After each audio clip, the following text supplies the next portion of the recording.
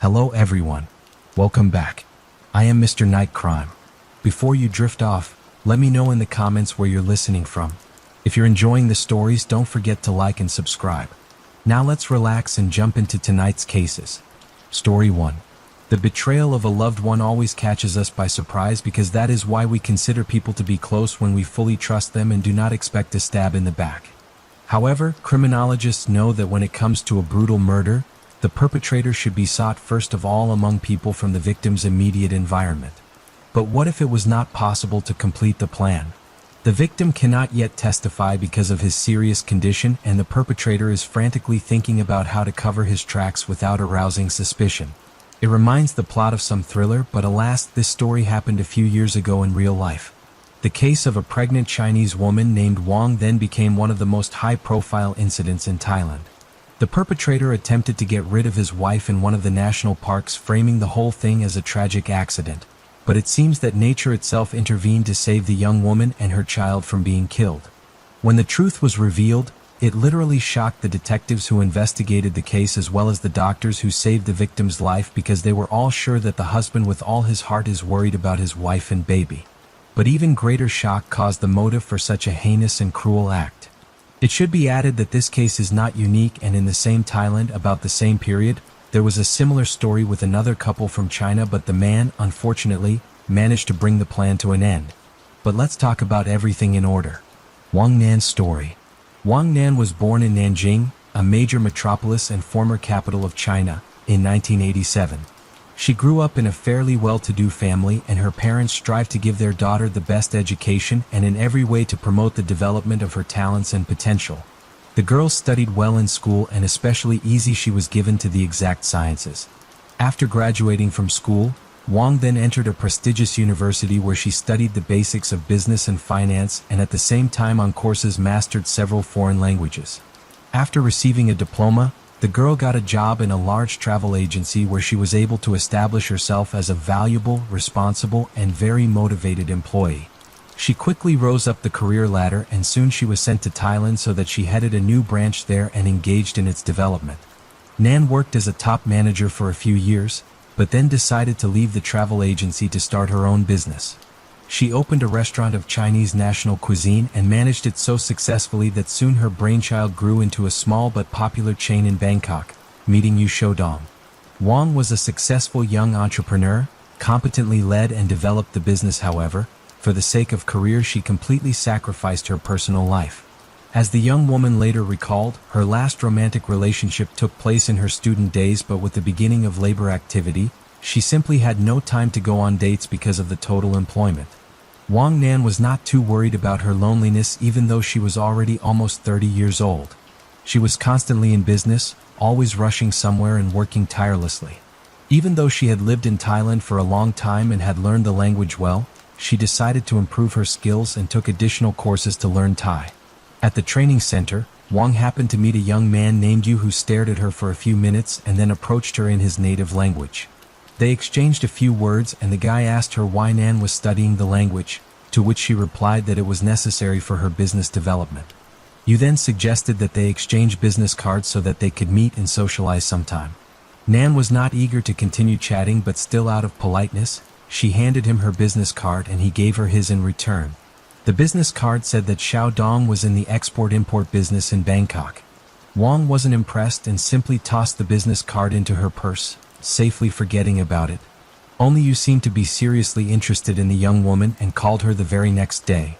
However, she was busy with work and could not give the conversation even a couple of minutes and refused the offer to meet and have coffee. A few days later, the situation repeated itself and Nan again refused to go on a date, citing her busyness and preparations for an upcoming business conference. There she planned to expand her business ties and make new partners.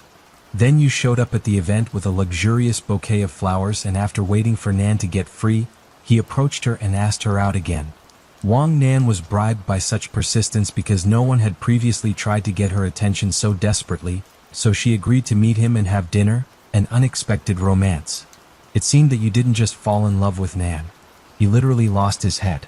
He constantly gave her signs of attention, made pleasant surprises and gifts, sent flowers to her doorstep every morning with little romantic notes inside. and called at least twice a day to say good morning and good night. Wang's feelings were twofold. On the one hand, she was annoyed by the guy's obsession, but on the other hand, she was flattered that someone was trying to win her love. So, without expecting it for the first time in a long time, the young woman plunged into a romantic relationship. Her boyfriend did not just woo her beautifully, but tried to be perfect in everything. He shared her interests and views in many matters, learned to cook Wang's favorite dishes, sought to diversify their leisure time by getting tickets to various events, and was also ready to help her at work and at home at the first request. Wang Nan could not believe her happiness. It seemed to her that this only happens in the movies, but it was really happening to her. Except he was too much of a rush. They had only been dating for a few months, and he was already planning a wedding and coming up with names for their future children. Wang was a little embarrassed by this kind of talk, but at times like this you started talking about how they were both in their 30s, and at that age it was time to plan a family. A wedding without rings and veils. Nan didn't know how to behave or how to react to her suitor's behavior.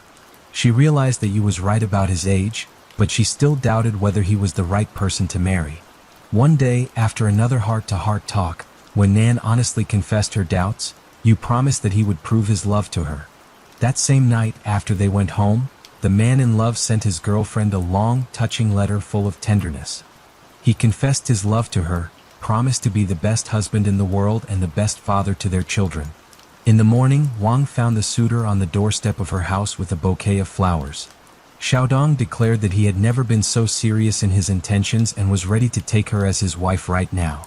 Nan guffawed, saying that the courthouse wouldn't open until an hour and a half later, to which you offered to go there right now, and if the door was open, they would register the marriage immediately.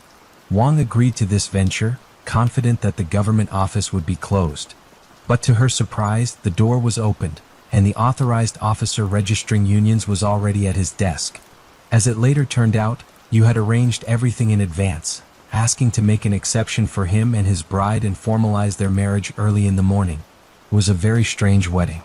No guests, no rings, no dress or veil, and no memorable photos.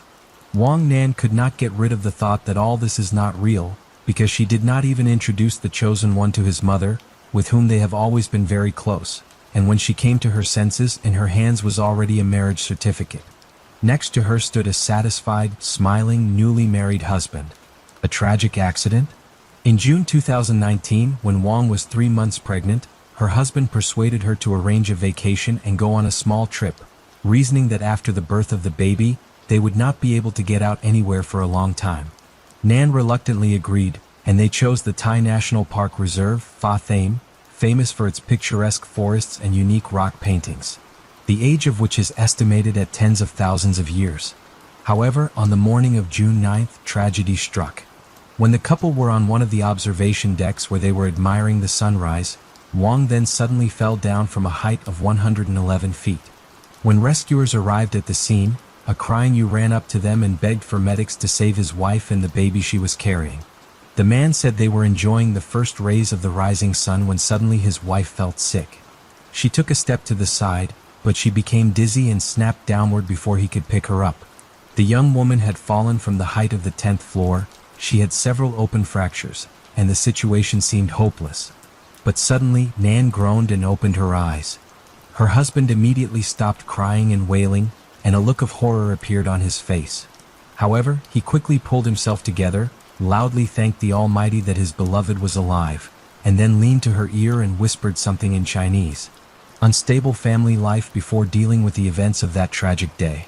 Let's go back 6 months and find out how the couple's family life was. And to begin with, Wang regretted her marriage almost immediately as soon as it was registered. But at first, she was hoping that you would be a good husband, a reliable support, and a man to rely on. Alas, her hopes were not realized, and soon the new husband showed his true colors. He spent almost all his time at home playing computer games, willingly spent his wife's money, while he did not contribute anything to the family budget. When his wife asked him why he didn't go to work, Xiaodong replied that his business was in a seasonal lull and he could rest for the time being. However, this lull had become too long. So the young woman decided to inquire about her husband's work. That's when she found out that his successful export-import business existed only on paper and printed business cards. At that moment, Wang realized the full scale of the mistake she had made because she had not even thought about drawing up a prenuptial agreement. So now her husband can freely spend what she earns and, in case of divorce, will claim her property. The couple had a serious conversation, during which he cried like a child and assured that he had temporary difficulties, but he will definitely improve and find a good job. However, it soon became clear that he was not going to look for anything and felt quite comfortable sitting on his wife's neck. A grown man, and indeed behaved like a child. Almost all the time he played computer games, and if he did something around the house or helped his wife in the restaurant, then be sure to ask her for money for his own needs. At some point, Wang got tired of it and she said that she would no longer give him a penny until he found a job, stealing from his own wife and an unwanted child. A day after that conversation, Yu disappeared, and with him Nan's marriage certificate and identity card went missing, but she only noticed the missing documents in the evening when she received a call from her accountant inquiring about the transfer of a large sum of money from her account. The young woman was shocked because she had not transferred any money, but she immediately guessed who had done it. The amount involved was more than $500,000, which the husband had transferred to his personal account, providing the bank with his marriage certificate, his wife's documents, and assurances that it was their joint money, which they managed together. Wang did not hesitate to go to the police to report the theft, and the fugitive husband was tracked down a few hours later when he tried to cash out some of the stolen funds. At the station, Yu sobbed again and on his knees begged his wife's forgiveness. He admitted that he had lost a large sum of money gambling, and now he was threatened with death, demanding to repay the debt. In addition, it turned out that this was not the first time he had been on the radar of the police, and earlier, back in his native China, he had served 8 years for robbery. Nan almost burned with shame when she listened to all this because, as it turned out, she did not know the man she married. However, the young woman felt that gambling, it is a disease, and she must help her husband to get rid of this addiction and return to normal life. Wang not only agreed to pay off half of her husband's debt, but also made him the manager of one of her restaurants. At first, Yu seemed to accept it gratefully and took the new position responsibly. He even developed a good strategy for the development of the establishment, but his enthusiasm was not enough for long. Soon he began to spend more time playing computer games and entertainment again. During that period, Wang discovered that she was pregnant, which she informed her husband, but he reacted strangely and even aggressively. Yu said that he was not yet ready for this and persuaded his wife to have an abortion, which she categorically refused. Then the husband threatened divorce and said that he intends to seek through the court to divide the property. He did not speak to his wife for several days, but then suddenly softened and apologized. Yu admitted that he said nonsense on emotion and, in fact, happy about the upcoming addition, began to again show care, cook, and help around the house. Fateful trip. 2 months, Wang was absolutely happy because her marriage became almost perfect as promised by the lover at the beginning of their relationship. He was attentive, caring, responsibly fulfilled his job as manager, and actively prepared their home for the arrival of a child. One day, Xiaodong offered his wife to ensure her life and health because she was pregnant, and such a step would help to protect her and the baby in case of various unforeseen situations. The young woman readily agreed and even wondered how she had not thought of it before. The insurance was taken out the very next day, and a couple of weeks later Yu talked about taking a vacation to relax and unwind. Nan was hesitant, but her husband insisted, saying that they didn't have a honeymoon, and with a baby, they wouldn't be able to travel in the coming years. He also said that they had been through a difficult period and needed to reset to get rid of all the negativity and heavy thoughts. In the end, his arguments proved convincing and Nan agreed. His husband chose the place himself, booked the hotel, mapped out the activities and planned the itineraries so that the trip would be exciting and educational, but not too tiring for the pregnant woman. Nan entrusted the matter entirely to her husband and was happy to see how enthusiastically he was thinking about their vacation. On June 7th, the couple arrived at the park for the first time and spent most of the day there. They walked a lot and visited a lot of beautiful sights and lookouts. On that summer Friday evening, the park had a huge number of visitors who were literally everywhere. Toward evening, Wang noticed that her husband was getting angry and very nervous. When she asked if everything was all right, he replied that because of the crowds of tourists, they couldn't have privacy and enjoy the sunset in silence. Wang then even relented, deciding that it would be very romantic.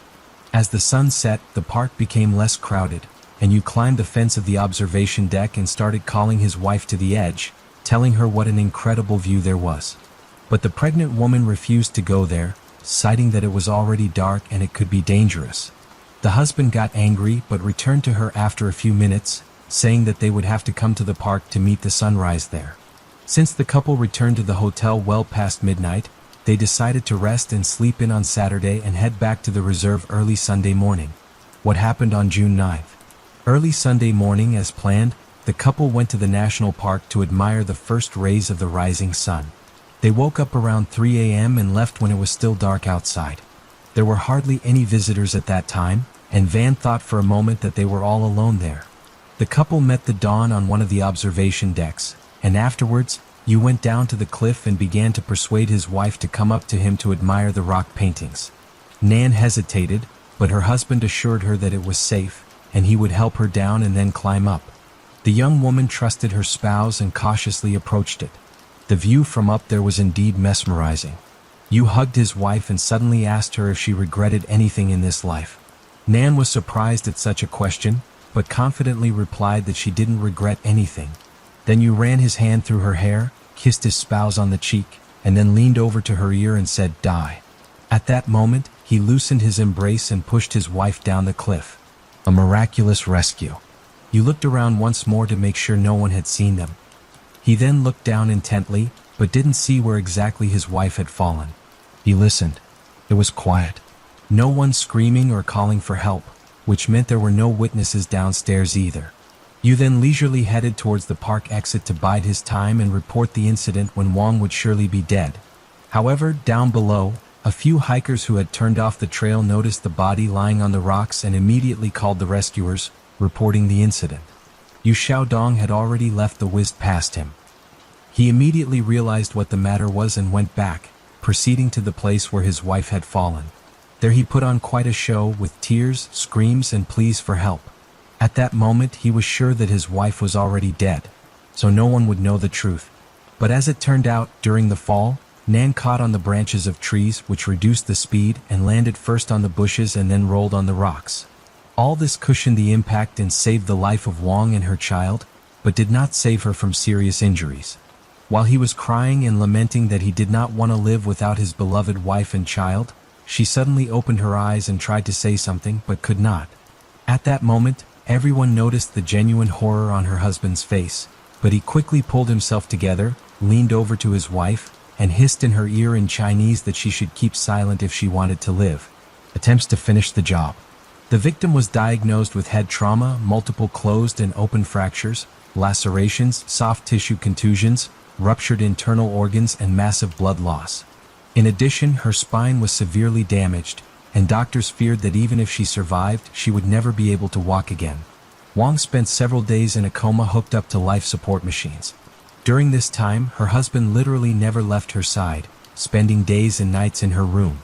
Doctors applauded such devotion and love, but in fact, every time he was alone with his wife, he thought about how to finish her without arousing suspicion. He scrutinized the apparatuses, but he still couldn't figure out how to disable them discreetly. The terrible truth and the loss of a child. When Wang came to her senses, her husband was scared out of his wits. He did not leave her alone, not for a moment, fearing that at any moment she would talk and tell the police the truth about what had happened. Once alone, he threatened her again, saying that he had nothing left to lose. During the first interrogation, the victim confirmed her husband's words, saying that her fall was the result of dizziness. But a few hours later, when her husband left for a moment, Nan asked the nurse to call the police again and not to let her husband into the room. That's when she told the gruesome story of her fall, claiming that her husband had tried to kill her. Yu burst into the room, shouting that his wife was insane from the blow to her head and that he would never harm her and the baby. But the man's words sounded extremely unconvincing, and he was taken into custody the same day at the hospital. He was charged with several charges at once, attempted murder as well as intimidation in case the victim spoke. When her husband was arrested and sent to jail to await trial, Wang breathed a sigh of relief. She still had a long period of rehabilitation ahead of her, but now she felt safe. At first, she had hoped that the pregnancy could be saved because the baby had survived the fall from the heights. However, because of the strong painkillers, several surgeries under general anesthesia, and the need to inject antibiotics, The doctors insisted on abortion because the priority was the life of the mother, and the fetus, in all likelihood, would still die from so many drugs. It was a huge shock for Nan, but she followed the doctor's recommendations. Trial and sentencing, Xiaodong categorically denied his guilt and kept insisting on the accident version. In prison, he behaved calmly, hired good lawyers, and was confident that he would escape punishment or that it would not be too severe. Investigators and the prosecutor in charge of the case had no doubt that the defendant had committed the crime out of self-interest and hoped to receive a large insurance payout as well as inherit his wife's fortune, which at the time amounted to almost $2.5 million. However, at one of the interrogations, Yu literally shocked everyone by talking about another motive for his inhumane act. It turns out that he resented his wife when she agreed to repay only half of his debt, formed because of a passion for gambling. In the man's opinion, if his wife really loved him, she would have closed all his debts because she had the money. Xiaodong then decided that Wang did not love him, and he had the right to punish her for it. After these words, the defendant fell silent, and realizing that he had said too much, said that he had been misunderstood, but his unexpected confession as well as Nan's testimony was enough to send him to prison for a long time. In March 2021, the defendant was found guilty and sentenced to life in prison, but Xiaodong and his lawyers filed several appeals, and 6 months later, the Thai court showed wonders of leniency, reducing the life sentence to just 10 years in prison. Wang and her loved ones were shocked by the decision, saying that such a lenient sentence would set a bad precedent that could encourage others to commit similarly horrific acts.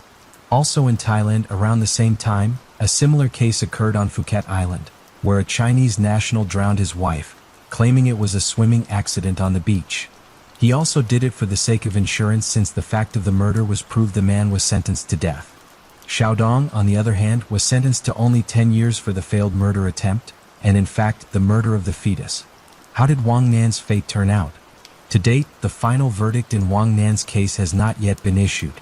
Yu is serving her 10-year sentence, and the injured woman is trying to challenge the court's decision. In parallel, Yu is also filing appeals in an attempt to prove her innocence and be released. For Xiaodong stood up for his numerous relatives, who claimed that he was a rich businessman and it was Wang married to him for selfish motives. However, there is no way to prove it, as the man has nothing but huge debts. As for Nan, contrary to doctors' predictions, after a series of complicated surgeries and long rehabilitation, the young woman was able to get back on her feet. She relearned to walk, and most of the money she earned was spent on her recovery. In 2023, Nan took up work again and was able to revitalize her once successful business.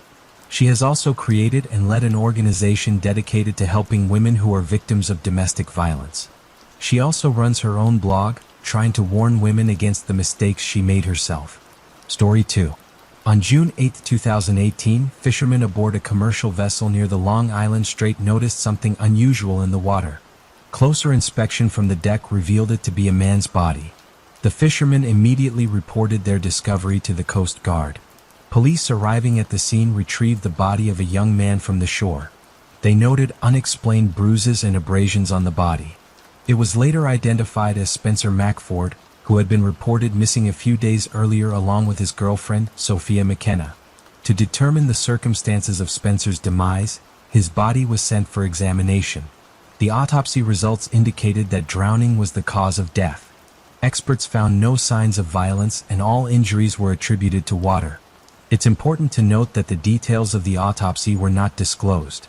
The same weekend Spencer and his girlfriend disappeared. 2 other men also went missing in the area. Their bodies were later found having drowned as well. From the outset, the police believed these were tragic accidents due to unfavorable circumstances leading to the young individuals drowning. No other theories about the incident were considered at the time. However, the body of Spencer's companion, Sophia McKenna, was never found. This enigmatic tale unfolded on the night of May 27, 2018 in the small town of Groton, located in Connecticut in the northeastern United States. The case remains unsolved, raising more questions than answers. The main characters of the story are 2 young people who decided to take a walk and visit the lighthouse in New London, situated on the banks of the Thames River and considered a mystical place by the locals. The historic lighthouse, constructed in 1909, is famous for rumors about mysterious phenomena associated with the ghost of its first keeper, Ernie. According to legend, Ernie's beloved left him, and in despair, he ended his life by jumping from the lighthouse's roof. Since then, locals and visitors have reported strange occurrences at the lighthouse. Some speak of unexplained phenomena, such as doors and windows opening by themselves, while others mention bedsheets slipping off beds. Sailors have told of radios turning on without apparent reason and ships mysteriously unmooring from the shore. Consequently, the lighthouse has become the focus of numerous television programs dedicated to paranormal phenomena. Although these claims are merely rumors, the place continues to attract people with its mysterious and unusual aura. Spencer and Sophia were among those who had long dreamed of visiting this enigmatic lighthouse and set out there on the eve of Memorial Day. However, something went awry that night. What exactly happened remains unknown. Family members and the police can only speculate based on the few available facts. On Saturday, the 27th, Sophia Mackin's friend Austin tried to contact her, but got no response to his calls. At first, he didn't think much of it, knowing that Sophia usually slept late. However, after several hours of unsuccessful attempts to reach her through calls and messages, Austin grew worried. He contacted Sophia's mother, Michelle, to find out if Sophia had called her the previous night. Michelle hadn't checked her cell phone, as her younger daughter had been playing with it since morning. When Michelle finally looked at her phone, she found 7 missed calls from an unknown number. Trying to call back, she reached the voicemail of Spencer, a friend of her daughter's, and realized those might have been calls from Sophia. Michelle tried to reach Sophia, but also got no response. Panic set in, and she and Austin immediately began searching. Austin called all the local hospitals, while Michelle filed a missing persons report with the police. Contacting Spencer's family, they learned that his relatives were also worried, since he hadn't shown up for an important family gathering and hadn't responded to their attempts to contact him. They went to Spencer's apartment but found no signs of his presence there the previous night. Spencer's father knew his son had been meeting with Sophia the evening before, which caused concern for him and his wife due to the problems Sophia was facing. Spencer's mother mentioned that her son had planned to go fishing with a friend, but she felt he was lying and actually intended to meet Sophia that evening. She last spoke with her son at 10 p.m. when he wished her good night. Realizing something had happened, Spencer's family also reported his and his girlfriend's disappearance to the police. Around 6:30 p.m., the police began searching for the missing young people. At that time, Austin contacted the sheriff to inform him that he had information about where Sophia and Spencer were the previous night. He explained that he knew this because he had allowed Sophia to go there. Austin also mentioned that he stumbled upon a video posted by Sophia on Snapchat the previous night. Sophia had recorded the video on Spencer's mobile phone while they were on a boat heading towards the lighthouse. The footage showed the back of a young man rowing towards the lighthouse. Everything looked good and they were having fun. Later, Sophia uploaded this video to her Snapchat account. Later, at 2 a.m., a photograph of Sophia was uploaded to Spencer's chat. She was playfully posing with the concrete barrier of the lighthouse in the background marked with a "Do Not Cross" sign. What happened just minutes after this photograph remains a complete mystery. 5 minutes after the photograph was posted, at 2:05 a.m., the first call from Spencer's mobile phone was made to Michelle, Sophia's mother, followed by 3 more calls at 206, 208, and the last call at 2:09. Michelle, who was asleep at the time, didn't answer any of the calls. No voicemails or text messages were left, and the 911 service also didn't receive any calls from that number that night. The photos and videos posted by the young people confirmed that they were indeed at the lighthouse. As a result, the police immediately dispatched 20 different Coast Guard units to the area. The Coast Guard, firefighters, and police conducted searches by air, sea, and land. The first discovery made by the police was Sophia's car parked on the university campus. Inside the car, they also found her cell phone. Meanwhile, on the same night, the Coast Guard discovered a T-shirt which Spencer had been wearing in the video. The police theorized that Spencer might have used it to secure the boat to the shore. The search continued throughout the night and the following day. Soon, a storm began, and state authorities announced the suspension of the search for the young people until new leads or signs of their possible whereabouts emerged. This decision deeply shocked their families and friends, but they continued their own search efforts, hanging pictures and spreading information about Spencer and Sophia's disappearance throughout the city. They appealed to the public to report any available information. However, despite the large number of people on the streets at the time of the young people's disappearance, no witnesses came forward. The family searches continued for several days, but all questions remained unanswered. What happened? Why did Sophia repeatedly call her mother? Why didn't she leave a voicemail or call the police? There were many speculations and assumptions. Could they have consumed something illicit? Indeed, they had broken the law by stealing a boat from the campus and heading to the lighthouse without permission. It's likely Sophia feared they could be held accountable and thus chose not to contact the police, as a few days prior, she and Spencer had already had legal issues. Spencer had been detained for driving under the influence, and Sophia had faced charges for aggressive behavior. Perhaps for this reason, she preferred to contact her mother rather than the police. However, it's unknown what other circumstances were present in Sophia's life at that moment. She might have been in a state of panic and unable to think clearly. Everyone's reaction to such situations can be unpredictable. Meanwhile, detectives tried to reconstruct the events of that day. May 26, 2018 began as a typical day. It was sunny and warm, with the upcoming weekend promising plenty of fun. The city was gearing up for Memorial Day celebrations, a national holiday. Sophia had the day off, but Spencer was scheduled to cover up for a colleague from 7 a.m. to 7 p.m. Afterwards, the young couple planned to meet up and join the city's festivities. Sophia and Spencer intended to spend the rest of the day together, including a visit to the mysterious lighthouse, famous for its paranormal phenomena, which they were eager to experience for themselves. The details of what happened after Spencer's shift ended remain unknown. It's unclear where they went or if they met anyone, and there's no information about whether they had been drinking. However, it was established that Sophia parked her car at the University of Connecticut campus around 2 a.m. For some reason, she left her cell phone in the car. Perhaps she forgot it or it was out of charge and she decided not to take it. The pair then illegally took a sailboat without a mast or engine, weighing 14 pounds and equipped only with oars. They pushed it into the water and set off towards the lighthouse, navigating by the shores. Clearly, it was unsafe considering the lack of safety equipment in the boat. Likely, they were not afraid to embark on this journey due to Spencer's confidence in his aquatic skills. He had been a proficient swimmer and boat handler since childhood. That's all the investigators managed to gather about the events of that night. On Monday evening, while scanning the surroundings from a search helicopter, the police discovered a white and blue sailboat stuck in the rocks, covered with a layer of dust. The vessel was located 12 kilometers west of the lighthouse. According to police reports, this was likely the same boat that went missing from the campus and might have been used by Spencer and Sophia, although this was not conclusively established. Fingerprints were found on the boat, but they were never analyzed or the results made public to determine if they matched the fingerprints of the young couple. There were also discrepancies regarding the type of vessel used. Initially, it was reported as a kayak, but later information suggested it was a white sailboat with a red inscription. In their search for clues, investigators thoroughly examined the backgrounds of Sophia McKenna and Spencer Mugford. Sophia McKenna was born on March 7, 1996 in North Stonington, Connecticut.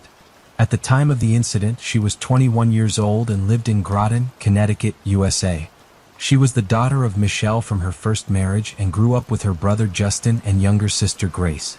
Sophia was very caring towards her siblings, whom she dearly loved. As a child, Sophia was happy and intelligent, displaying unique qualities. She was active, full of energy, and always led a vibrant and fulfilling life. However, her life was deeply impacted by her parents' divorce when she was around 6-7 years old, leaving a profound psychological scar. During her high school years, Sophia was diagnosed with bipolar disorder, which caused her depression. This mental illness is characterized by drastic mood swings, including manic episodes or hypomania. Sophia experienced emotional lows such as depression with sadness and melancholy, alternating with manic episodes of euphoria. These mood swings could affect her behavior and clarity of thought. Sophia received treatment, including medication and psychotherapy to manage symptoms. However, there is no cure for bipolar disorder. It presents a challenge for both the patient and their family. The illness significantly impacted Sophia's daily life. Her behavior became unpredictable and her life was chaotic. She had unstable relationships, and the people she interacted with often displayed complex behavior. In February 2015, Sophia met Austin. Bright and cheerful, she immediately captured the young man's heart. He pursued the attractive Sophia beautifully and persistently, and they soon started a relationship that lasted 3 years. However, this relationship was rather unpleasant for both Sophia and her mother, Michelle. Austin was a problematic young man, somewhat aggressive, and used anabolic steroids for sports, making their relationship quite unstable. The young couple often argued and yelled at each other, even to the point of physical altercations. Due to her mental health issues, Sophia was typically the instigator of these conflicts. On several occasions, Austin's aggressive outbursts led to injuries to Sophia, requiring hospital visits. About a month before the incident, Sophia discovered Austin's infidelity and decided to end the relationship. However, they continued to see each other sporadically. Despite her struggles, Sophia tried to move forward. She was a very attractive young woman and briefly became a model for a local company, advertising their jeans. This helped her finance her education. She eventually graduated as a massage therapist and found employment at an exclusive spa called the Red Door in a luxurious hotel. It was here that she met Spencer Mugford, her 20-year-old colleague. Spencer, originally from Florida, was a sea enthusiast and an experienced swimmer working as a sailing instructor. He came from a loving family who had high hopes for his future. Spencer and Sophia quickly bonded over shared interests and similar wavelengths. They reportedly dated for some time, but neither of their families approved as the young couple was frequently surrounded by trouble. According to Michelle, Sophia's mother, she was deeply concerned about Sophia's well-being, especially since Sophia and Austin continued to meet and often consumed alcohol, which had become almost a daily occurrence. Ultimately, Sophia's relationship with Spencer did not last, and they decided to remain friends. The exact reason for this remains unclear, though it appears Sophia might have returned to her ex-boyfriend, Austin. Despite this, Sophia and Spencer continued to spend a lot of time together, both at work and outside of it, including on their last day. After several days of searching, when fishermen discovered Spencer's body, his family wrote an obituary in the local media.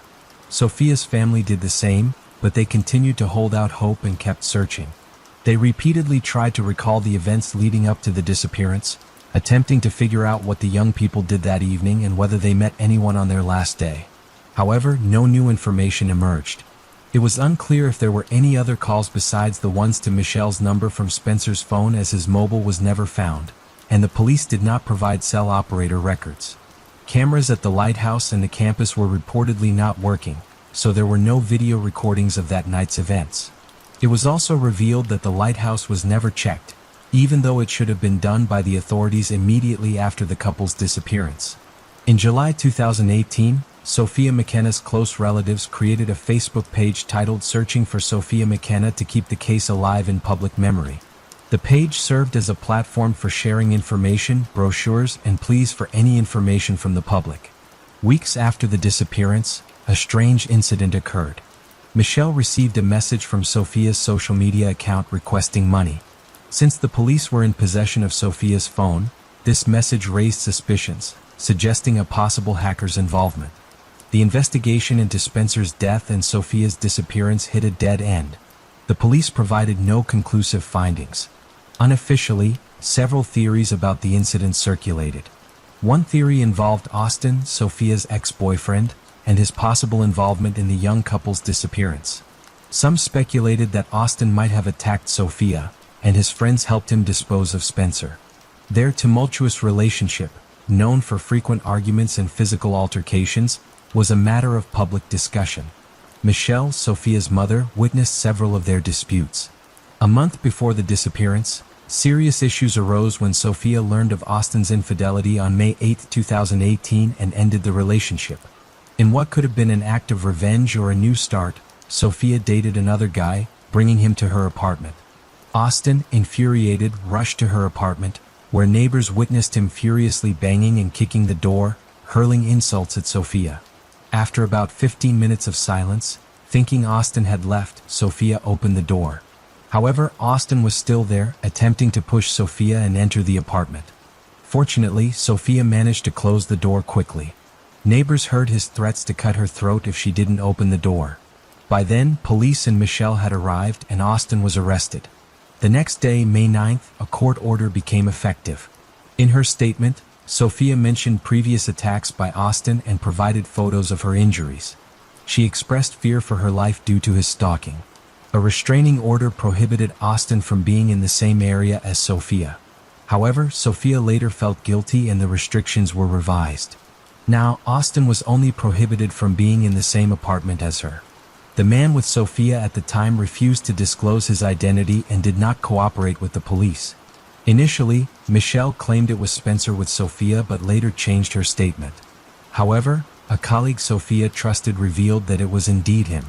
Sophia and Spencer's colleagues confirmed that the two were in a relationship at the time of their disappearance, acting like a couple both at work and outside. Witnesses also recounted an incident at the hotel where Austin, Sophia's ex, showed up at her workplace and publicly threatened her. Nevertheless, Austin and his father participated in the search for the missing couple using a private helicopter and distributed flyers with their images throughout the city. Austin posted on social media, asserting that Sophia was his girlfriend for 3 years and that she had no romantic relationship with Spencer, just friendship. This post, seemingly emphasizing Sophia's association with him rather than her disappearance, appeared odd to many. On July 10th, a memorial day for Sophia was organized by her family and friends. Austin attended the event with Michelle and later posted a now-deleted message on social media. "Rest in peace, baby, we'll see each other soon." These actions raised eyebrows among acquaintances.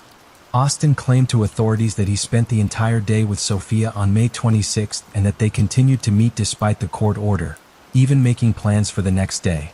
A friend of Austin stated that around 3 a.m. on the night of the incident, Austin texted Sophia claiming to be at the gym with a friend.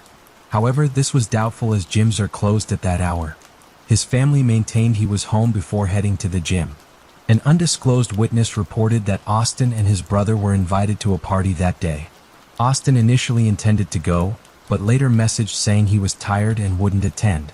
This raises questions about Austin's whereabouts when Sophia and Spencer disappeared with no clear answers available.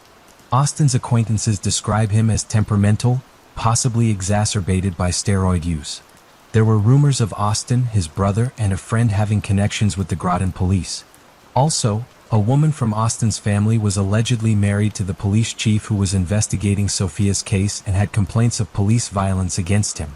However, the reliability of these claims provided by Austin's friend with a criminal past is questionable. The day after a YouTube channel dedicated to Long Island disappearances posted a video about Sophia, Austin removed all photos of them together from his social media. This action caused confusion, especially since Sophia's fate was still uncertain. One theory is that Austin had found a new girlfriend and wanted to avoid complications. However, the complete removal of all photos with Sophia seemed unusual. Furthermore, just days after Sophia's disappearance, Austin's involvement in the search noticeably waned. When he met with investigators, he appeared calm and composed, not visibly distressed by the loss of someone close. However, this is insufficient for any accusations against Austin. People react differently to stress. One theory suggests Sophia was killed to prevent her from testifying against Austin in a domestic violence case. Without her testimony, there wouldn't have been enough evidence, and the case could have been dismissed. This is exactly what happened in February when the case against Austin was dropped. It's important to note that Austin is not officially a suspect. This theory remains speculative, and the investigation continues. Another version speculates that Sophia and Spencer may have encountered dangerous individuals at the lighthouse. It was a busy day due to the holiday, but witnesses either didn't remember them or didn't find the information significant as no one reported to the police. Sophia's mother theorized her daughter might have been kidnapped or fallen victim to human trafficking, but there's no evidence or ransom demands to support this. The police also considered the possibility of an accident due to reckless actions and decisions. The young couple set out in an unprepared boat without life jackets into strong currents. Once at the lighthouse, they moored the boat with Spencer's t-shirt. They took photos and then realized the boat had drifted away. Relying on his swimming experience, Spencer may have underestimated the water's low temperature. The darkness, which often distorts distance perception, could have made him think the boat was closer. Physically tired from his workday and the swim to the lighthouse, Spencer might have drowned. Realizing she couldn't see or hear Spencer, Sophia tried calling her mother for help. In desperation, she might have jumped in to assist Spencer and drowned as well. Sophia wasn't a strong swimmer, making it unlikely she'd jump into such conditions. However, under the influence of alcohol, she might have made an irrational decision.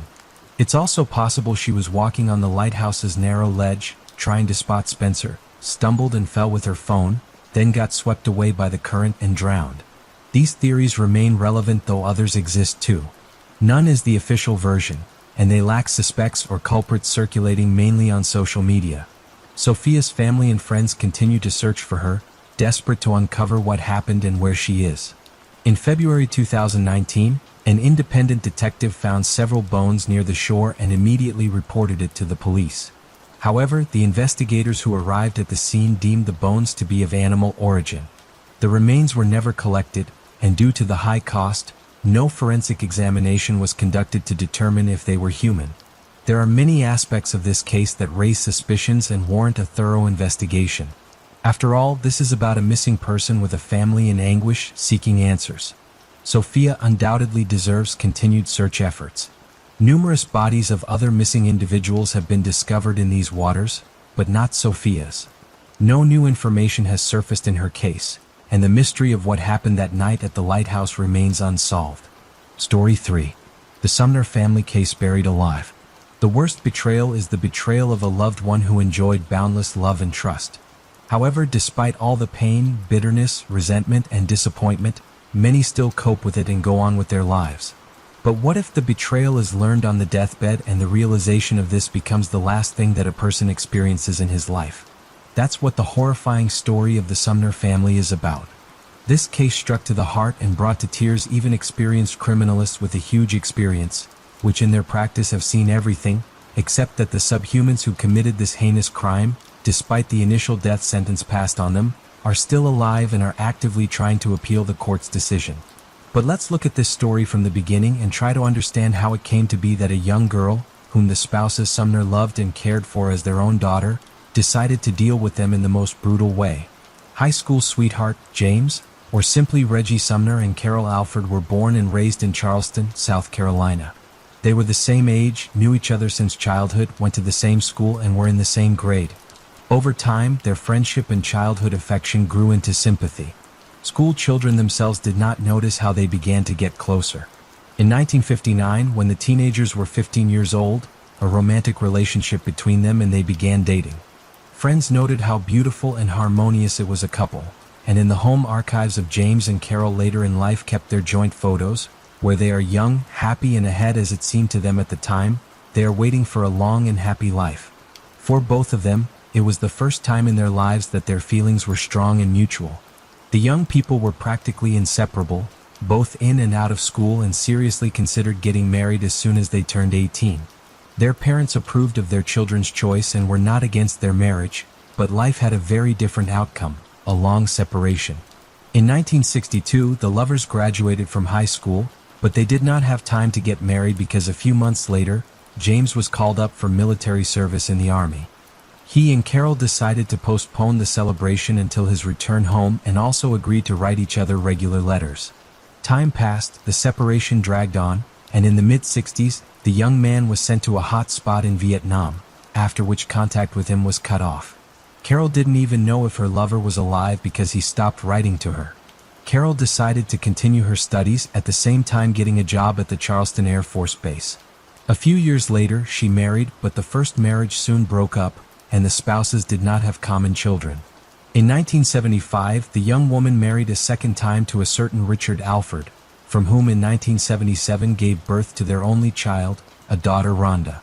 However, the second marriage was also unsuccessful because the spouse abused hot drinks and regularly raised his hand on his wife.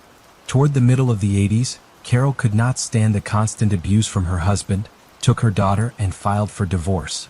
But Richard did not leave his ex-wife alone and literally pursued her, trying to spoil her life, and in 1987 he succeeded.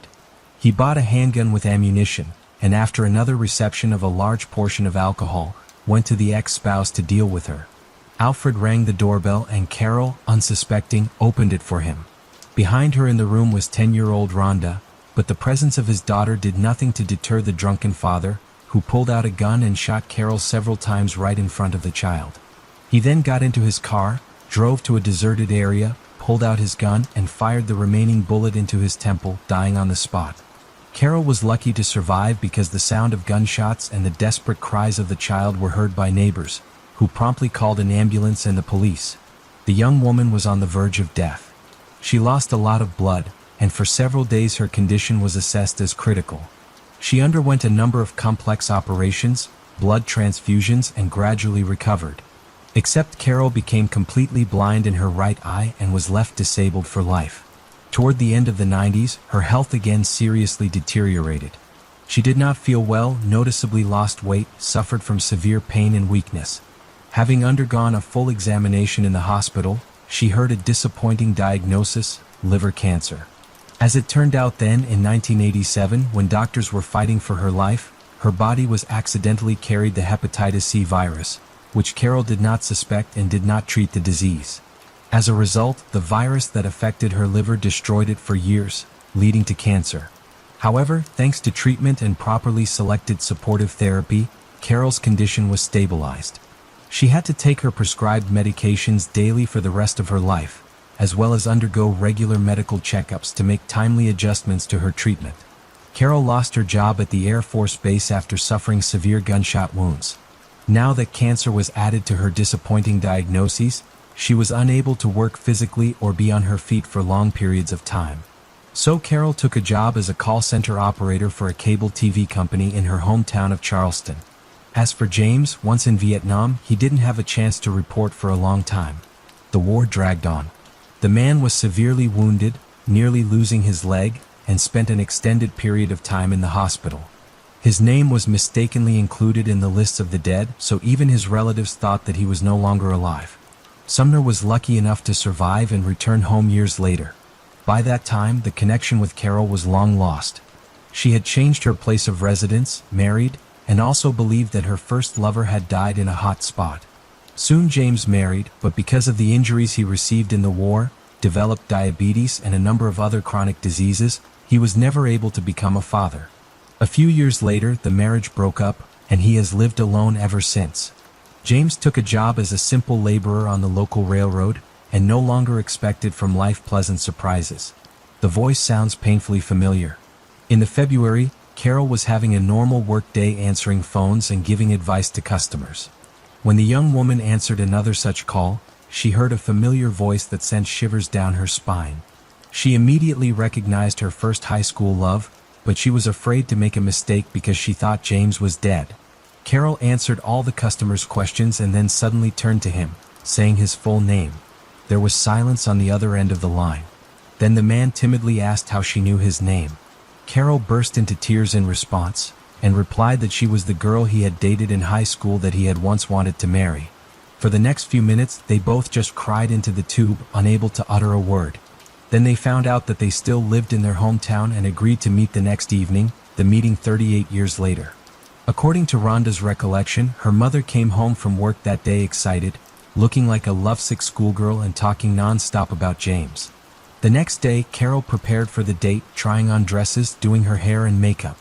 Carol realized that she was no longer the young beauty James Sumner remembered her to be, but she wanted to look good and win back the heart of the man she had once been in love with. It was an exciting meeting for both of them, for the couple had not seen each other for 38 years. They talked about everything in the world and could not talk enough, told each other about the joys and sorrows of their lives, about failed marriages, about work, about health problems, and remembered how happy they were once together. Their old feelings flared up again. James and Carol were eager to make up for the lost years. They began to see each other every day, and after just a couple of weeks, they decided to move in together and start living together. 5 months later, the couple married and Carol moved into her husband's home in the Riverland Terrace neighborhood. Family life and troublesome neighbors. The couple first resided in their native Charleston, South Carolina. They were in love, happy, engaged in the arrangement of everyday life, and reverently cared for each other because both were not old and had health problems. Next to the couple lived the Cole family, with whom James had been acquainted for many years. The head of their family, named Stephen, had also once fought in Vietnam, was severely wounded, and remained confined to a wheelchair. His wife, Natalie, disappeared at work and afterwards did not hurry home at all, preferring to spend time in the company of friends somewhere in the bar. Their daughter Tiffany was left to her own devices from a young age, often hanging around on the street with nothing to do and no money for even small pocket money. When James and Carol first started living together, Tiffany was still in high school and good-natured Carol immediately sympathized with the neighbor girl. She genuinely felt sorry for the schoolgirl who was actually unwanted by her own mother. Carol for 5 years in every possible way patronized Tiffany, invited her to her family lunches and dinners, where delicious food, periodically bought the girl clothes and even gave money for small expenses.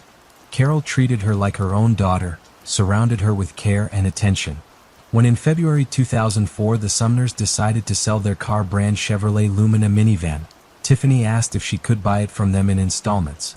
Since the girl had no money and she needed the car like air, the couple decided to give her the vehicle for next to nothing. The agreed amount was ridiculous, which was divided into a dozen payments and stretched them over a whole year. A forced move and a mysterious disappearance. In early 2005, the Sumners decided to move to the sunny state of Florida. It was a forced measure because the health of both spouses deteriorated markedly and doctors recommended that they move south and closer to the ocean. By that time they were both retired, so they decided to make a drastic change in their lives. Carol and James sold their spacious home in Charleston and acquired real estate in Jacksonville, the largest and most populous city in Florida. They also purchased a new Lincoln Town car. The couple were extremely happy and settled in a new place, making plans for their future life together. Every day, Carol called her adult daughter Rhonda, to whom she told her about everything that was going on in her life, shared her thoughts and plans. Therefore, the girl was very surprised and excited when one day in June 2005 her mother did not call her and did not answer her call. At first, Rhonda chased the bad thoughts away from her and hoped that everything was all right with her mom and her husband and that they would call her back soon. But the next day the situation was no different. Rhonda called her mother and James' cell phones every half hour, but the phones were now unavailable and the answering machine on her home phone went off, but all messages went unanswered. On the third day, Rhonda decided to drive herself to another state to see if her mother and stepfather were okay. She left early in the morning and was on the road for about 5 hours before she reached the Sumners' home. The first thing Rhonda noticed was the absence of a car, but that was only the first oddity. When the girl went to the front door, she found that the door was ajar. The house was quiet and there was a light on in one of the rooms, even though the sun was shining brightly outside. Rhonda called loudly for her mother and James, but there was no answer. Then she went into the kitchen, where she saw a table set for two with food that looked like it had been there for at least 3 days. It looked as if the owners had gathered for dinner, but had suddenly abandoned the meal and gone somewhere else. In addition, the house itself was a mess, with things strewn about and some doors and cupboards left open. It seemed as if something had been searched for, but what was it? And who was it? In the couple's bedroom on the bedside table, there were some medications that were vital to them. There were their mother's cancer pills, which she took 3 times a day, and a bottle of insulin, which James took by the hour. In addition, the couple's cell phones were completely dead. Rhonda realized that without their medications and cell phones, her mother and stepfather could not leave the house, let alone leave their home for a long time. So she immediately contacted the police to report the incident. Strange imposters. The couple and their car were promptly put on the wanted list, and all bank cards belonging to Carol and James were blocked the same day. The first few days of the search yielded no results, and it was not possible to find the summoners themselves or any witnesses hot on the trail. However, on June 12th, several events occurred at once, which allowed the police to get on the trail of the criminals. First, a man called one of the banks who introduced himself as Mr. James Sumner and complained that his card was blocked and he could not withdraw cash. Upon checking the card information, the bank employee immediately suspected something wrong.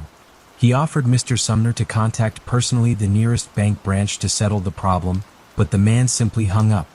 At the same time, almost a few minutes later from the same number, but already in another bank, a woman called from the same bank, who introduced herself as Mrs. Carol Sumner and reported a similar problem with the blocking of the card.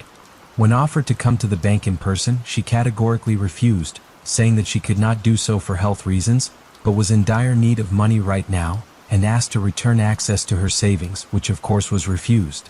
The information about the calls, as well as the recordings of the phone calls themselves, were immediately handed over to the police. On the same day at the station, they were played to Rhonda, who stated with certainty that the voices did not belong to her mother and stepfather.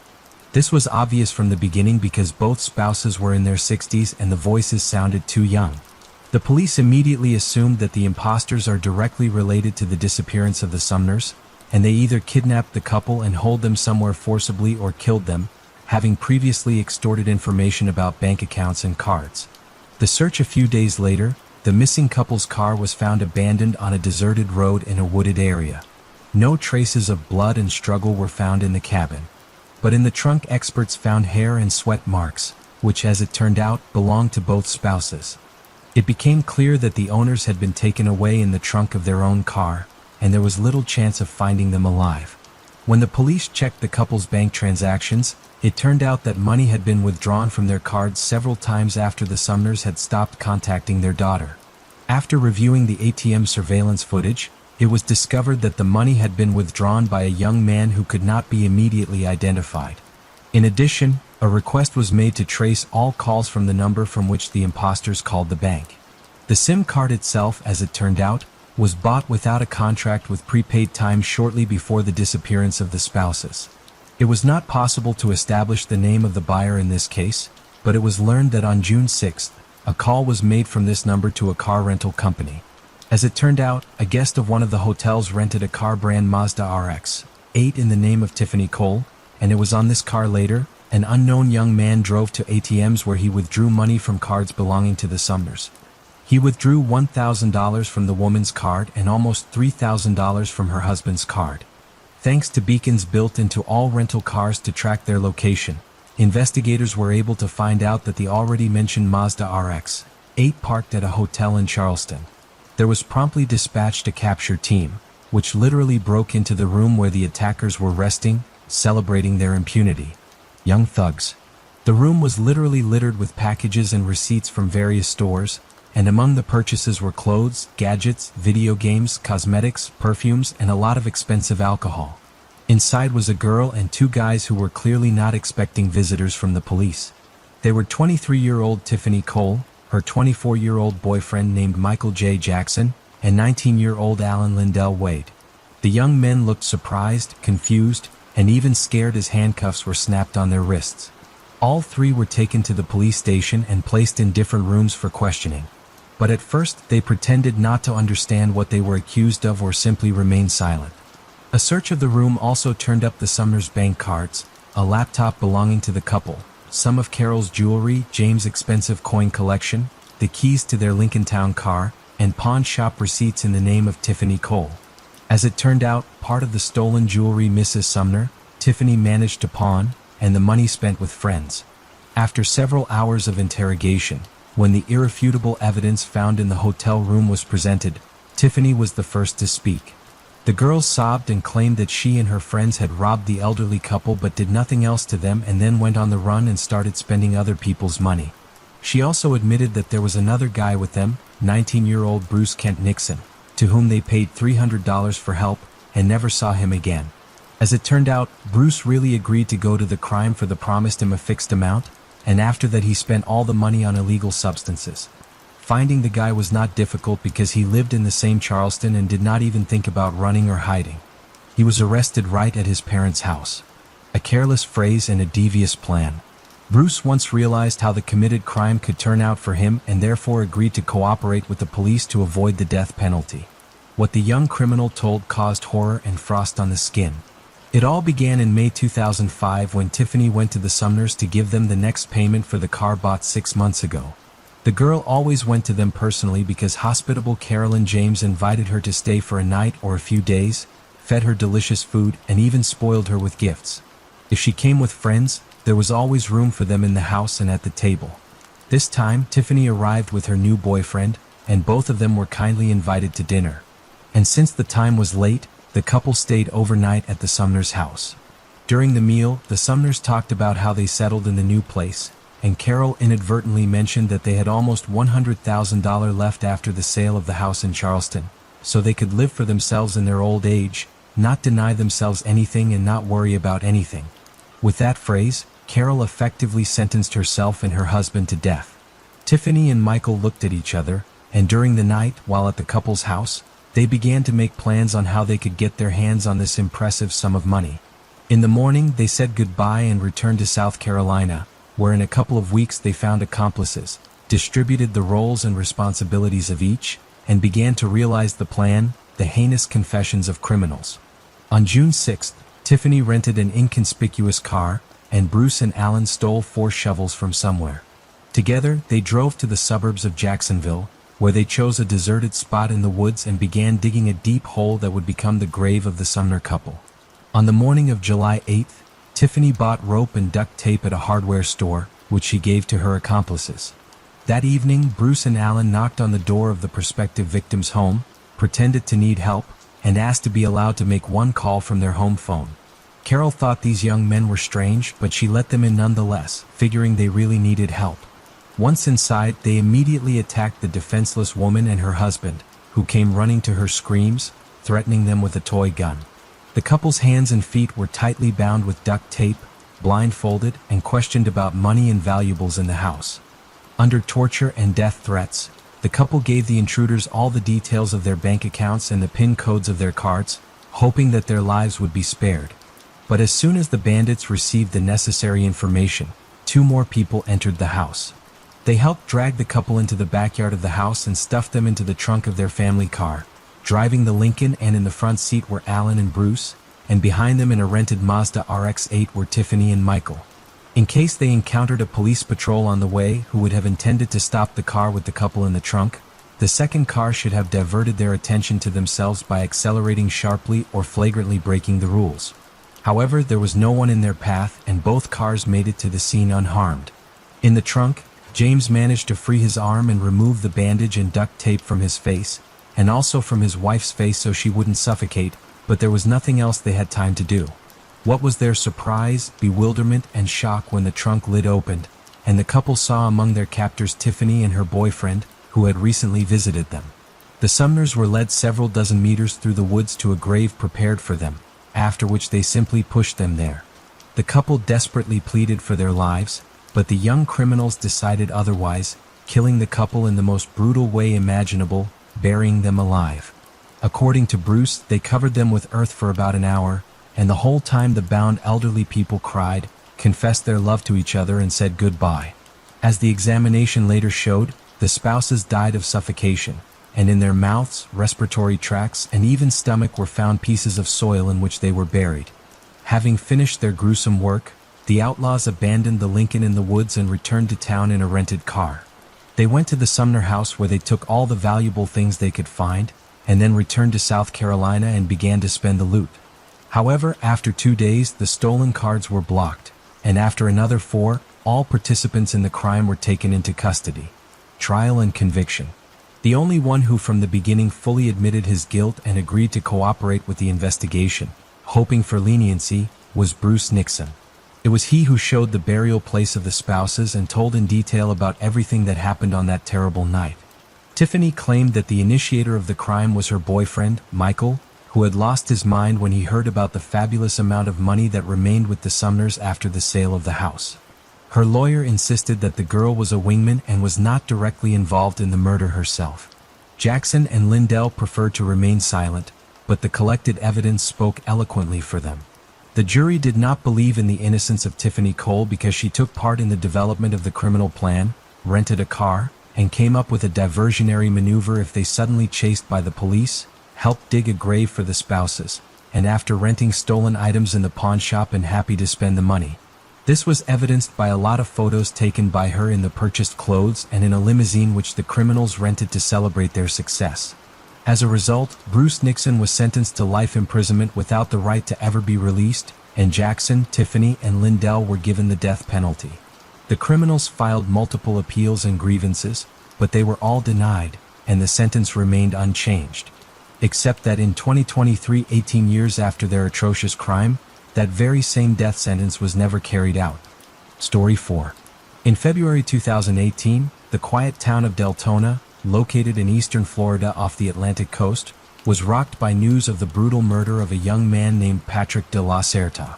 The 25-year-old man was found dead in his home, and the nature of his injuries suggested that the perpetrator had a personal grudge against him. The Patrick de la Cerda case is an example of an almost perfect, elaborate, and planned crime that may well have gone unsolved. Although the murderer was named almost immediately, no direct evidence was found to prove his guilt. As later claimed investigator Chad Weaver, who investigated the case, he realized from the beginning that it would be a real detective worthy of screen adaptation. In fact, so it happened. Who is Patrick de la Cerda? Patrick de la Cerda was born in June 1992 in one of the most picturesque metropolitan areas, Miami, in the state of Florida. His father, Max de la Cerda, was a native of Spain, and his mother, Patricia Ranza, was born and raised in France, but in the 80s moved to the United States, where he soon married and gave birth to a son. The de la Cerda family was very friendly and happy. Patrick grew up in an atmosphere of love, care, and mutual respect. He was a very kind, intelligent, and sociable guy, studied well in school, could easily become the soul of any company and chalk a lot of friends. And also the boy from childhood years was very close to his parents, who did not spare no effort and money to ensure that the son received a good education and grew up a worthy man. The head of the family worked all his life in the construction field and was an excellent specialist in his field. The family was not rich, but was considered quite well-to-do by the standards of the big city. After graduating from high school, Patrick decided to enter the construction faculty to continue his father's work. When the young man was studying at university, his parents, after almost a quarter of a century of living together, decided to divorce. It should be noted that they parted very quietly and peacefully, without scandals, division of property, and the like. The mother moved to the quiet town of Deltona, located in the east of the state, where she soon remarried. The adult son decided to stay with his father in Miami, where they worked together and were respected and sought after professionals in the construction industry. Despite the divorce of the parents, all family members remained very close and were friendly with each other. They were always in touch with each other, calling and communicating regularly, and were always ready to help when needed. Patrick regularly visited his mother in Deltona, told her about everything that was happening in his life, shared his joys and experiences, meeting the girl of his dreams. Thanks to his French-Spanish roots, the young man from an early age had a bright appearance and enjoyed great success with the fair sex. But for him has always been an example of the family in which he grew up. So Patrick did not seek frivolous and fleeting affairs. He dreamed of a bright mutual feeling and a strong family of his own. With the girl of his dreams, de la Cerda met by chance on the internet on one of the popular sites where lonely hearts are looking for each other. He registered there and created an account on the advice of a friend, but he himself did not fully believe that it was really possible to meet his soulmate there. One June evening in February 2017, without much enthusiasm, he was flipping through the profiles of girls on the site, as suddenly his attention was attracted by a photo which depicted a searing brunette with a rather unusual bright appearance. She had big, just bottomless eyes and a charming smile. Patrick was literally enchanted and decided to write to the beautiful stranger. She responded to his message and a relaxed communication started between them. The girl's name was Jessica Devnani. She was born in 1988 in the city of Orlando, located in the central part of the state of Florida. After graduating from high school, she entered one of the local universities where she studied banking, and after graduating, she got a job at a bank branch in her native Orlando. Jessica was also immediately attracted to the handsome young man. For a few days, they corresponded actively on the website and then decided to exchange phone numbers. For the next couple of weeks, they called each other every evening and talked for hours about everything. The couple quickly developed mutual sympathy and trust, so the young people decided to meet in real life. But since they lived in different parts of the state, they chose a place about halfway to each other for the meeting. Already on the first date, Patrick realized that Jessica was the girl he had been looking for so long and whom he now does not want to let go. She also liked him immediately, and Jessica was a little confused by the age difference because she was 4 years older than Patrick. On the way home, Patrick called his mother and told her that he had met the girl of his dreams whom he wanted to marry and start a family. Patricia heard the joy and excitement in her son's voice, realized that he was serious and was happy for him. This long-distance relationship lasted several months, and it was a big problem because the couple could only see each other on weekends somewhere neutral. Usually, they rented a hotel room in some cozy, secluded place and just enjoyed each other's company. But on Sunday night, everyone flew back to their homes because they had to go to work on Monday morning. Marriage proposal in December 2017, Patrick moved to Delton, where his mother lived, to be closer to his sweetheart. He bought a house there in a quiet neighborhood and began to carry out some repair work, preparing a cozy nest for the move of his chosen one. But Jessica could not yet so immediately leave work, and they planned a housewarming party for early spring next year. On the eve of the new year which the couple met together, the young man decided to make his girlfriend a surprise. He arranged fireworks in the backyard of the house, and while Jessica admired the fireworks, got down on one knee and held out a box with a ring, asking her the most important question: will she become his lawful wife? Jessica was unspeakably happy and of course answered him in agreement. Patrick admitted that he had been looking for a ring suitable for the engagement for a long time, but he had not found the perfect one in any of the jewelry stores. All of them seemed to him not beautiful and refined enough for such an occasion. He chose the best of what was available to be able to make a proposal before the new year, but ordered another one in the jewelry workshop, an exclusive ring, the design of which the young man came up with himself. Something had happened to Patrick. 2 months have passed since the engagement. Preparations for the wedding and the upcoming housewarming were in full swing. The couple's choice was approved by their parents, and they themselves were unspeakably happy, preparing for a new stage of their lives. The young people planned to arrange a lavish celebration in Miami, on the shores of the Atlantic Ocean, or in France where the groom's mother was from. On February 27, 2018, Max de la Cherda, Patrick's father, received a call from a courier. The father's number was listed as an additional contact. The courier reported that his son's order was delivered to the specified address, but the customer does not open the phone. This was very unlike Patrick, so the father immediately got worried. But since he was at work at that moment and could not go to pick up the order, and at the same time to check if everything was all right with his son, Max decided to ask his future daughter-in-law. He called Jessica and with anxiety in his voice, said that he couldn't reach his son. Jessica herself had been trying to contact her fiancé since morning, but he didn't answer messages and calls. When she mentioned this to Patrick's father, Max pronounced, "Something must have happened to Patrick." Jessica immediately dropped everything she was doing and headed to the groom's house as fast as she could. When she pulled up, she immediately saw Patrick's car in the driveway, which indicated that he hadn't gone anywhere. Since she had her own key, Jessica entered the yard and called out loudly to her lover several times, but there was no response. Jessica carefully opened the front door and saw a horrifying picture. Her fiancé was lying practically at the entrance in a pool of his own blood. He showed no signs of life. Jessica immediately rushed to call the emergency services, but the paramedics who arrived on the scene were unable to help Patrick and only declared him dead. By the time the police arrived, a distraught Jessica was sobbing in the backyard of the house where Patrick had proposed 2 months earlier. When one of the officers approached her, she only looked at him and told him she knew who had massacred her lover and ruined her entire life. A rich and powerful ex-boyfriend. To understand this difficult case and to understand who could want to kill a young guy who, at first glance, had neither enemies nor ill-wishers, you need to go back a little bit at the time when he and Jessica just met. The thing is that, at that time, the girl was in a relationship with a certain Gregory Bender, a wealthy businessman who owned his own investment fund. Jessica met Gregory in her student years. He was 20 older than her, and he literally turned the young beauty's head. The businessman wooed her beautifully, gave her expensive gifts, and took her to fancy resorts. Jessica thought she had found her one and only love, but soon she began to notice some oddities in his behavior. Gregory sought to control his girlfriend in everything, closely watched where she goes and with whom she communicates. If Jessica had an admirer, he immediately got rid of him through threats and intimidation. At the same time, he told her almost nothing about himself.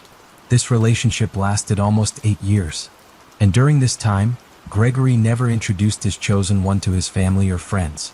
They met, spent time together, or went on vacation only when he wanted it, and Gregory rarely invited his girlfriend to his house. He himself argued that he was very busy. Naturally, Jessica wanted to have a normal family, to have children, but Bender said every time that it was not yet time for that. And when she tried to break off the relationship, Gregory gave her a ring and asked her to marry him. Jessica accepted, but nothing had changed. They still lived apart and saw each other only when the groom said so. One day, Gregory was in a car accident and ended up in a hospital bed. When Jessica heard about it, she rushed to him. But beforehand, she decided to stop by his house to get some things for Gregory. There, Jessica ran into a woman she had never seen before and asked who she was. The stranger, instead of answering, asked her a similar question. Jessica showed the ring on her finger and said that she was the bride of the owner of the house. The woman then laughed and showed her ring, stating that she was Bender's legal wife, Demora Sanchez Bender. After such a shocking revelation, Jessica decided to immediately part ways with the businessman who had cheated her for so many years. However, the boyfriend began to literally pursue Jessica, begging her to return, promising that he would divorce Demora. In the end, nothing in their relationship did not change. Finally tired of this affair, Jessica filled out a questionnaire on a dating site where she soon met Patrick. After starting to communicate with him, she firmly decided to break up with Gregory, about which she informed him, but he did not want to let her go. Obsessive stalker at first, Bender simply persuaded Jessica to come back to him and try to start over, once again promising to divorce his wife. Then he moved on to threats and harassment, and when he realized that all this is useless, decided to search for a rival, about which at that time exactly knew nothing. He had to turn to professionals to hack into Jessica's account and find out who she was communicating with. After finding out who Patrick was and obtaining his contacts, Gregory began sending him threatening messages and demanding that he break up with Jessica, calling her his fiancée. Patrick did not react to the threats and was absolutely calm, believing that the matter would not go further than threats. But Jessica was scared because she realized that her ex-boyfriend could expect anything from her. He was a man with a lot of money and connections, and he had a huge collection of firearms that he could use. Jessica offered Patrick to break up before anyone got hurt, but he wouldn't even hear of it. Then they decided to go to the police, providing evidence that Bender was stalking and threatening them. The couple managed to get a restraining order for Gregory to approach them and try to make contact by any means. Gregory was also required to surrender all firearms stored in his home. Things calmed down for a while, and the lovers began to think that the stalker had left them alone. However, Jessica convinced Patrick that it was necessary to install CCTV cameras around and inside the house because she feared that Gregory might violate the ban. A crime scene inspection and the first theory. But let's go back to the tragic events of February 27, 2018. During the initial examination of the crime scene, criminalists immediately ruled out the version of robbery and noted that, judging by the nature of the mutilation, this murder had a personal motive, and the perpetrator literally hated his victim. On the body of a 25-year-old guy counted 4 gunshot wounds in the thigh, in the chest, and 2 in the head. In addition, the experts found injuries and bruises characteristic of a fall from a ladder. The body itself was lying on the floor between the front door and the stairs leading to the second floor. Investigators speculated that the killer had most likely snuck into the house and was waiting for the owner on the second floor. When an unsuspecting Patrick went inside and climbed the stairs, the intruder stepped out to meet him and fired the first bullet into his thigh. The wounded young man rolled down the stairs and the perpetrator followed him down, fired another bullet into his chest, and then finished the victim off with 2 follow-up shots to the head. The murder weapon was not found, but it was a rather rare model of pistol, which was not easy to obtain. The first shell casing was found on the second floor of the house. 2 more similar shell casings were found downstairs, but the 4th shell casing was not there, so it was assumed that the perpetrator took it away with him, perhaps as a trophy. Despite Jessica's words that she knows who killed her fiancé, the first under suspicion was the neighbor of the murdered man, with whom they had a serious conflict a couple of months ago. The man was a combat participant and a veteran of the U.S. Army, was wounded and severely concussed in the war, against which he developed a mental disorder. He was excellent with firearms and could easily get a rare model of gun. In December 2017, the veteran mistook his new neighbor for a burglar and opened fire. Luckily, no one was hurt at the time, but the neighbor was hospitalized in a psychiatric hospital due to an exacerbation of his disorder. After he returned home, he constantly followed Patrick, called him a spy, and promised to bring him out in the open. The mentally ill neighbor could indeed have a motive created by his unhealthy imagination, so the man was detained and decided to interrogate. He made no secret of his intense dislike for Patrick, but at the time of the murder itself, he had a 100% alibi which was confirmed by several people. Searching for evidence and trying to provoke the version of the robbery from the very beginning cancelled, because in the house everything was in its place, and the money and valuables remained untouched. Only hard disks with recordings made by video surveillance cameras were missing, so it was impossible to trace who entered and left the house that day. In addition, no evidence at all was found at the crime scene. Forensic experts could not find a single fingerprint, shoe print, or DNA trace. The murder was carefully thought out and planned, and although the investigation had little doubt that Gregory was behind it all, it seemed at the time that he could get away with it. The police decided to go on the sly and asked Jessica to call her former lover and bring him to a frank conversation. Jessica agreed without hesitation. She dialed Bender's number and made a spectacle of herself. She blamed him for what had happened, cried, and kept asking why he'd done it. But Gregory seemed to have figured out what the investigators were up to from the start and persisted in pretending he didn't understand. When Jessica said that he killed her fiancé, the businessman pretended to be surprised by this news and after expressed his condolences to the ex-girlfriend, to get Gregory to confess, to make him mad or to force him to commit a blunder, never succeeded. The police had no reason to detain or question the man. He could only be called to testify, but he honored the restraining order and seemed to have let the ex-girlfriend go long ago. The killer's notes while the investigation was treading water, trying to find any clues, the police received a call from Dimora Sanchez Bender saying that she had important information about the Patrick de la Cerda case. The woman was immediately invited to the station for an interview where she said that shortly before the crime, she saw a strange notebook on her husband's desk in his office. Looking into it, Dimora found a detailed plan of some stranger's house, and next to it, there was a strange algorithm of actions. She hadn't paid any attention to it at the time, but when Dimora saw a news report about the brutal murder of a young man, and the story showed the plan of his house, she immediately remembered the sketches of her unfaithful husband, with whom she was on the verge of divorce, and decided to tell the investigators. This information gave the police enough reason to search the house of the alleged perpetrator. The mysterious notebook, about which the wife of the businessman spoke, was found in the office, but the pages with the plan of the house and other records were removed. However, they were soon found in the office, but in a trash can that Gregory had apparently failed or forgotten to empty. He had simply ripped out the pages, crumpled them up, and tossed them in the trash. Apparently, he was confident that his house would not be searched, since there was no evidence against him. On the sheets of paper, in addition to the layout of the house, there was a detailed plan of the crime itself. It became clear that the criminal had prepared long and thoroughly, working out every point. In particular, it was said about the need to turn off the phone, use gloves, and lubricate the soles of shoes with a special compound so that it did not leave traces on the floor. From the records, it became clear that Gregory followed his victim, knew what time Patrick returned home, and was aware of the presence of surveillance cameras in the house and yard. In addition, Gregory made sure to dispose of the crime weapon, dirty clothes, shoes, and gloves. He was only let down by the fact that his own records had not been destroyed in time and his wife's curiosity. In addition, a fourth missing shell casing was found on the table in a cigar box, which the gunman was supposed to have carried off as a trophy. Forensics confirmed that it was the exact same shell casing from the crime scene. The trial and the defense attorney's attempts to shift the blame to Jessica. The evidence was enough to arrest Gregory and initiate a trial. But the main problem was that all the evidence found could be called circumstantial because the crime weapon was never found. There was no evidence that the accused had ever been to the victim's house, and there were no witnesses. Fender's trial did not begin until May 2021, more than 3 years after his atrocity. During this time, he hired the best lawyers who had time to thoroughly prepare for the case. The businessman was optimistic and seemed to believe that he would get away with it.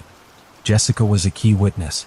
She detailed her relationship with Gregory over many years, how she learned he was married and tried to break up with him, as well as the harassment and threats he made against her and Patrick. As evidence, she provided saved screenshots of correspondence as well as phone records. In response, Fender's attorneys attempted to shift all the blame onto Jessica. The defense stated that Jessica herself provoked Gregory with her behavior because she registered on a dating site and started a new relationship, not yet broken up with Gregory, which hurt his pride and ego. Also, Jessica was accused of mercantilism, noting that she liked to receive expensive gifts from a rich suitor. The main evidence, sheets with records of the murder plan, the lawyers called only a fantasy of a wounded man who wanted to take revenge on his rival. At the same time, the defense insisted that the defendant did not go further than plans and fantasies, so his traces at the scene of the crime were not found. In addition, according to the lawyers, the search in the house of their client was illegal and was conducted with violations, and therefore the second evidence, a shell casing, he could simply plant it in the process. The crime weapon was also not found, and the model of the gun Jessica identified from a picture, saying that she had previously seen it in the collection of her boyfriend, but she could be wrong because she was not well versed in weapons. Ex-wife testimony and final judgment. At one of the sessions, the defendant's now ex-wife, Dimora Sanchez, was called as a witness. The man, who had hitherto looked indifferent, suddenly became animated and unexpectedly confessed his love for her. The ex-wife was moved by this confession and apparently changed her mind about testifying against Gregory. She confused her testimony, citing her forgetfulness, and finally added that she had lived with the man for many years and doubted that he was capable of murder. Despite attempts by defense attorneys to challenge the legality of the search of the defendant's home, despite his ex-wife's unexpected statement, and despite the lack of direct evidence, the jury, after hours of deliberation, still found Gregory Bender guilty of first-degree murder. He was sentenced to life imprisonment, barring him from ever being eligible for parole. As the judge read out the sentence, the defendant stared at Jessica intently, seemingly without even blinking. He was literally glaring at her, which made her feel sick and almost had a panic attack. She sat next to her late fiancé's mother, and at one point began sobbing and literally choking. Despite numerous attempts by Bender and his highly paid lawyers to appeal the verdict and get the case reviewed, all of their appeals were rejected. Not the least role in this played a wide resonance of the case in society because a wealthy millionaire businessman in cold blood massacred a simple working man and tried to get away with it. The story of Patrick de la Carta was widely covered in the press. With Gregory Bender still behind bars at the moment, Jessica Devnani says she feels safe and continues to live for Patrick and keep his memory alive. She wears the ring he gave her as a gift as well as that exclusive piece of jeweler Patrick never got around to giving her. Jessica maintains a close relationship with her deceased fiancé's parents who treat her like their own daughter. Story 5. Envy and insatiable greed. Potent and dark emotions often lead individuals down the path of crime. When mixed with unbridled lust and an obsessive need to control others, these feelings can shape a horrifying, lethal intent. It's a chilling concept, and it becomes even more sinister when these emotions fester secretly within a family unit. This narrative unfolds in a Sydney suburb revolving around the Lynn family, a seemingly harmonious and large household. Their story escalated into one of the most infamous and bloody crimes in Australian history. The complexity and duration of the investigation are noteworthy as the perpetrator grew confident in escaping justice. His meticulously crafted and brutally executed plan was nearly flawless. However, a minor overlooked detail eventually led the police to the breakthrough they needed. Let's delve into the beginning of this saga, exploring how a cocktail of greed, envy for others' success, and corrupt passion can drive someone to madness, transforming them into a monstrous figure who didn't even spare children in their rampage. The Lin family story, a portrait of love, ambition, and tragic end. Min Lin and Yun Lily. Lin's love story began in the late 1980s during their college years at an Australian university. Both natives of China, they had separately emigrated to pursue higher education. Lily, through an exchange program, and Min, who was 2 years her senior, remained in the country for a professional internship after completing his bachelor's degree. Their paths crossed in a university corridor, leading to what they later recalled as love at first sight. Sharing common roots and dreams, both felt like outsiders in a foreign land, but were united by their aspirations to start a new life in Australia. After graduation, the couple married and settled in the picturesque and tranquil suburb of North Epping in Sydney. Their love blossomed into a large, tight-knit family, deeply connected and committed to each other. In August 1994, they welcomed their first child, a daughter named June Brenda Lin, who mostly went by her middle name Brenda. Henry, their son, was born in 1997, followed by the youngest, Terry, in February. Entering the February, Min and Yoon decided to embark on a business venture, opening a small newsstand. Their dedication transformed this modest start into a thriving news agency with its publishing arm on Rose Street. The Lin family's business flourished, enabling them to enjoy a comfortable lifestyle with a spacious home, a luxury car, and prestigious private schooling for their children. Min focused on business affairs while Yoon dedicated herself to homemaking and nurturing their children. In their community, the Lins were well regarded for their hard work, kindness, and philanthropy.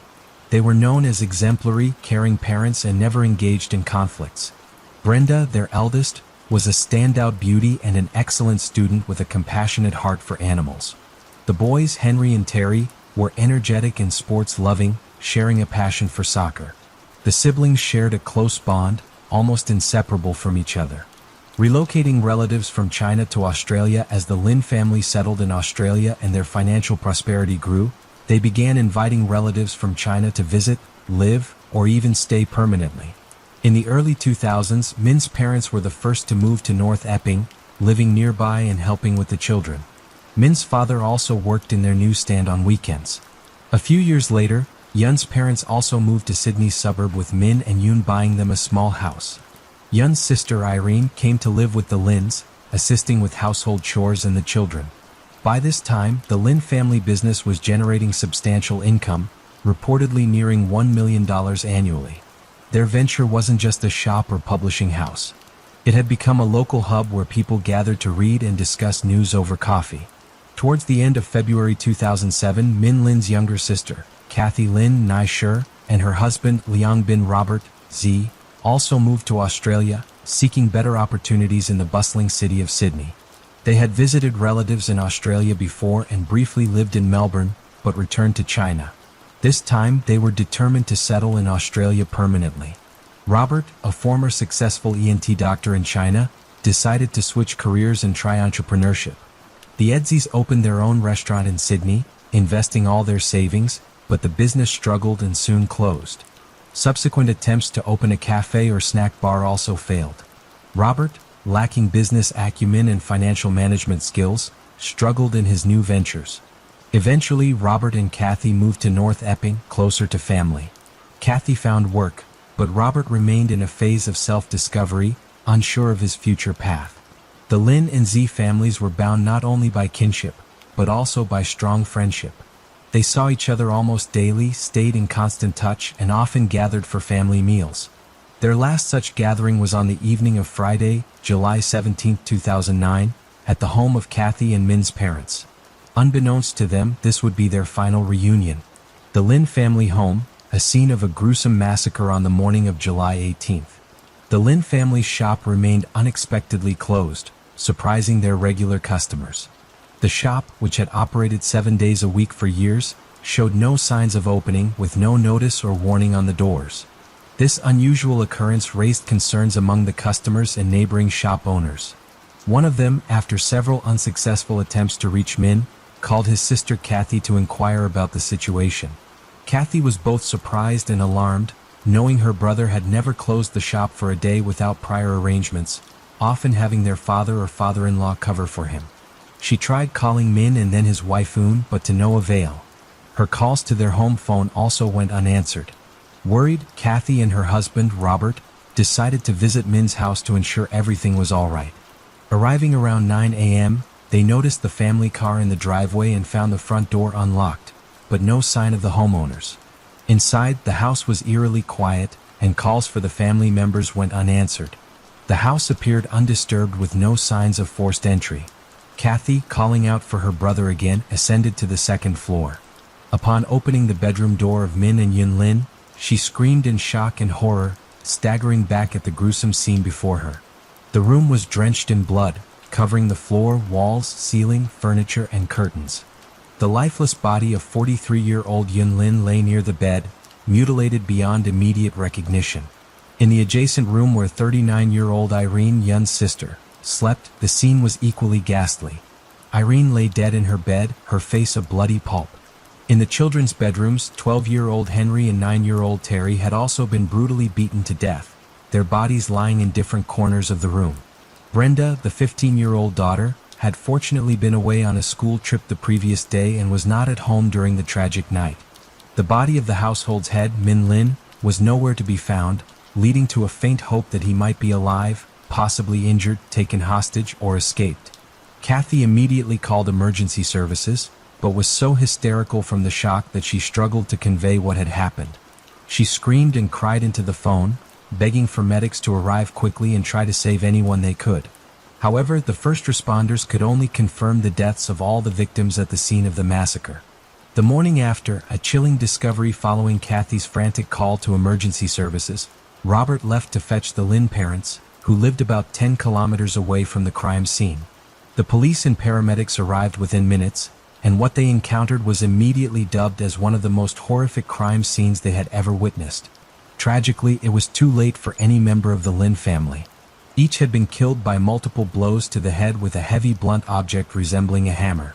However, the lethal weapon was nowhere to be found, leading investigators to conclude that the perpetrator had taken it with them. Min Lin's body was eventually discovered in his own bedroom, covered with a blood-soaked blanket. Like his family, he had been beaten to death in a similar manner. It appeared that he was the first victim, followed by his wife, her sister, and lastly, the two boys. An initial inspection of the crime scene yielded no significant clues or leads.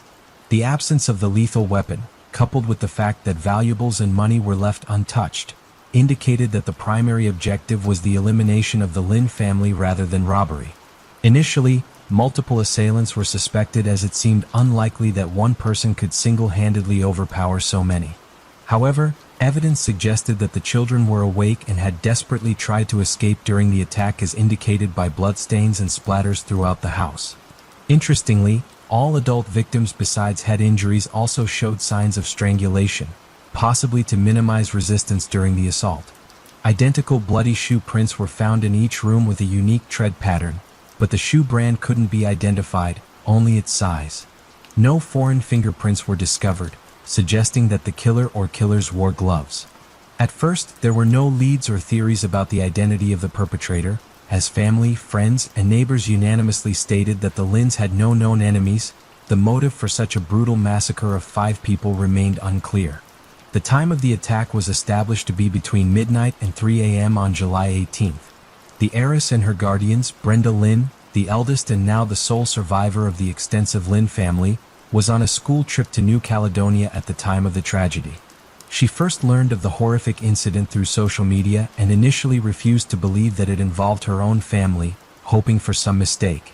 Her Aunt Kathy soon called her, confirming the dreadful news through tearful sobs. Brenda was quickly flown back to Sydney, where Kathy and Robert, her new guardians, met her at the airport. Brenda moved in with them as the Lynn family home was sealed as a crime scene. The next day, a grief-stricken Brenda was brought to the police station for questioning. However, she could offer no new information, insisting that her family had no enemies or ill-wishers, and had noticed nothing unusual before her trip. Following her family's death, Brenda became the heir to a substantial fortune, including property and the family business. However, being a minor and still in school, her legal guardians, Aunt Kathy and her husband Robert, were responsible for managing the estate. Brenda's grandparents also offered their support, but Kathy and Robert insisted on being her primary caretakers. Robert even threatened legal action if the elderly relatives sought custody, arguing they were too old to care for a teenager. Eventually, the matter was settled amicably, and Brenda remained with her aunt and uncle.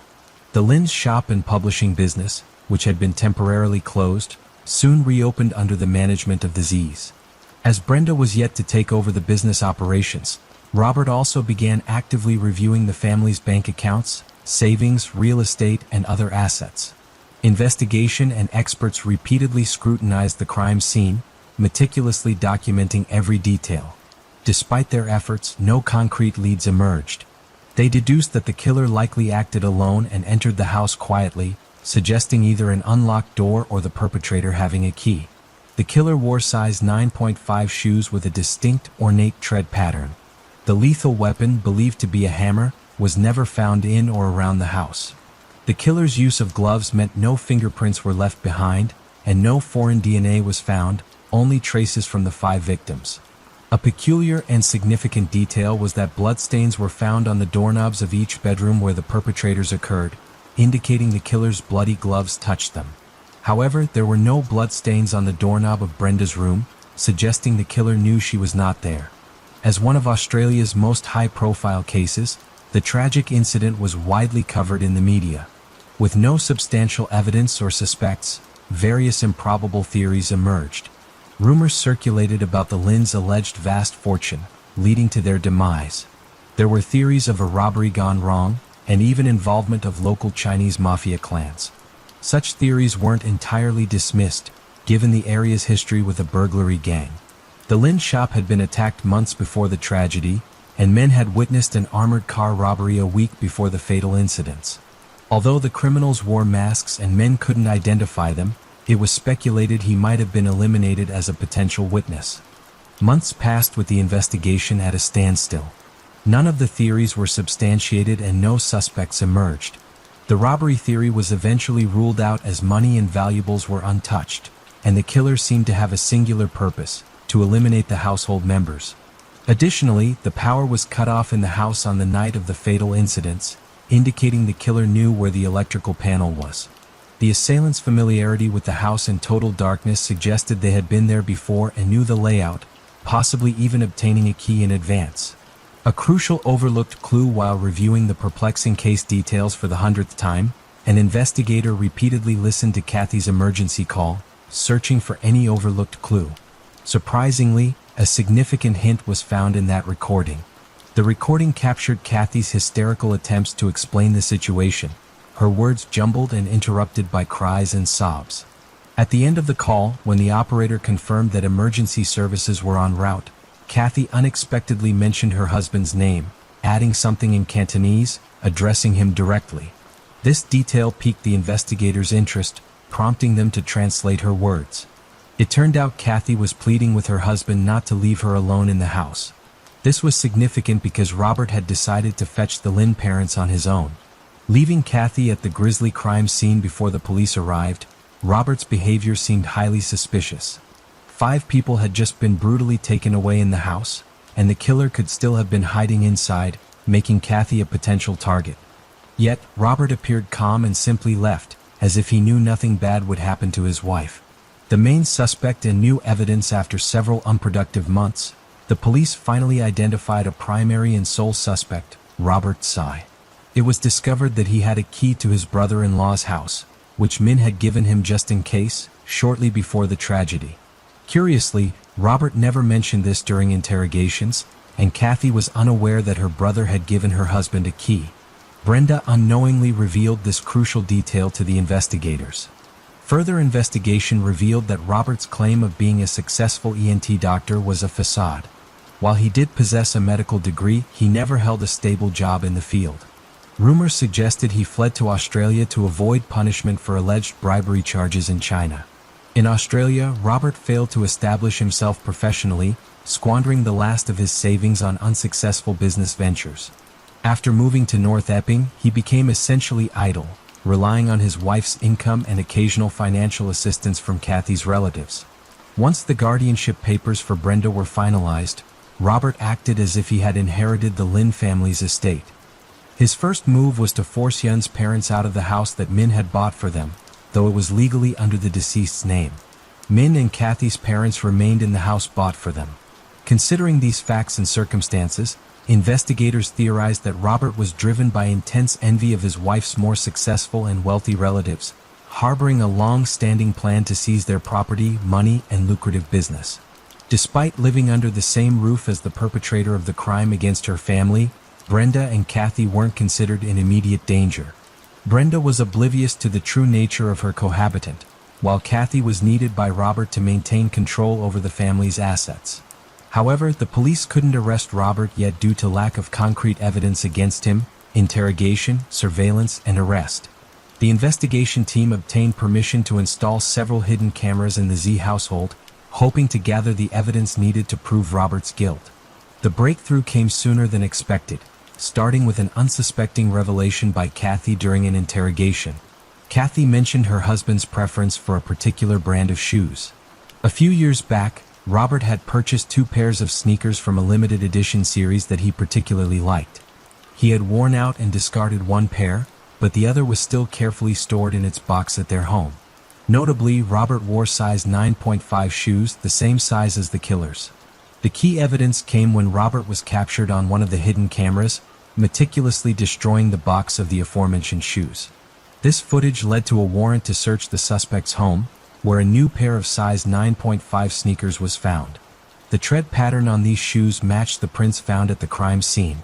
Additionally, a small smeared trace resembling blood was discovered in his garage. Forensic analysis confirmed that it was indeed a bloodstain containing the DNA of all 5 Lynn family victims, literally linking it to the crime scene. This evidence led to Robert's arrest, finally providing the concrete proof the police needed to take action. Arrest, trial, and shocking revelations. In May 2011, 2 years after the tragic incidents, evidence led to Robert Z.'s arrest. He vehemently denied any involvement, claiming the blood found in his garage appeared after their return from the Lynn house. He also dismissed the significance of the sneakers with matching tread patterns found in his possession, asserting they were brand new and that he had immediately disposed of the old pair. While awaiting trial in prison for 3 years, Robert unknowingly shared cells with several informants. In one such conversation, he confessed to meticulously planning the crime and carefully covering his tracks.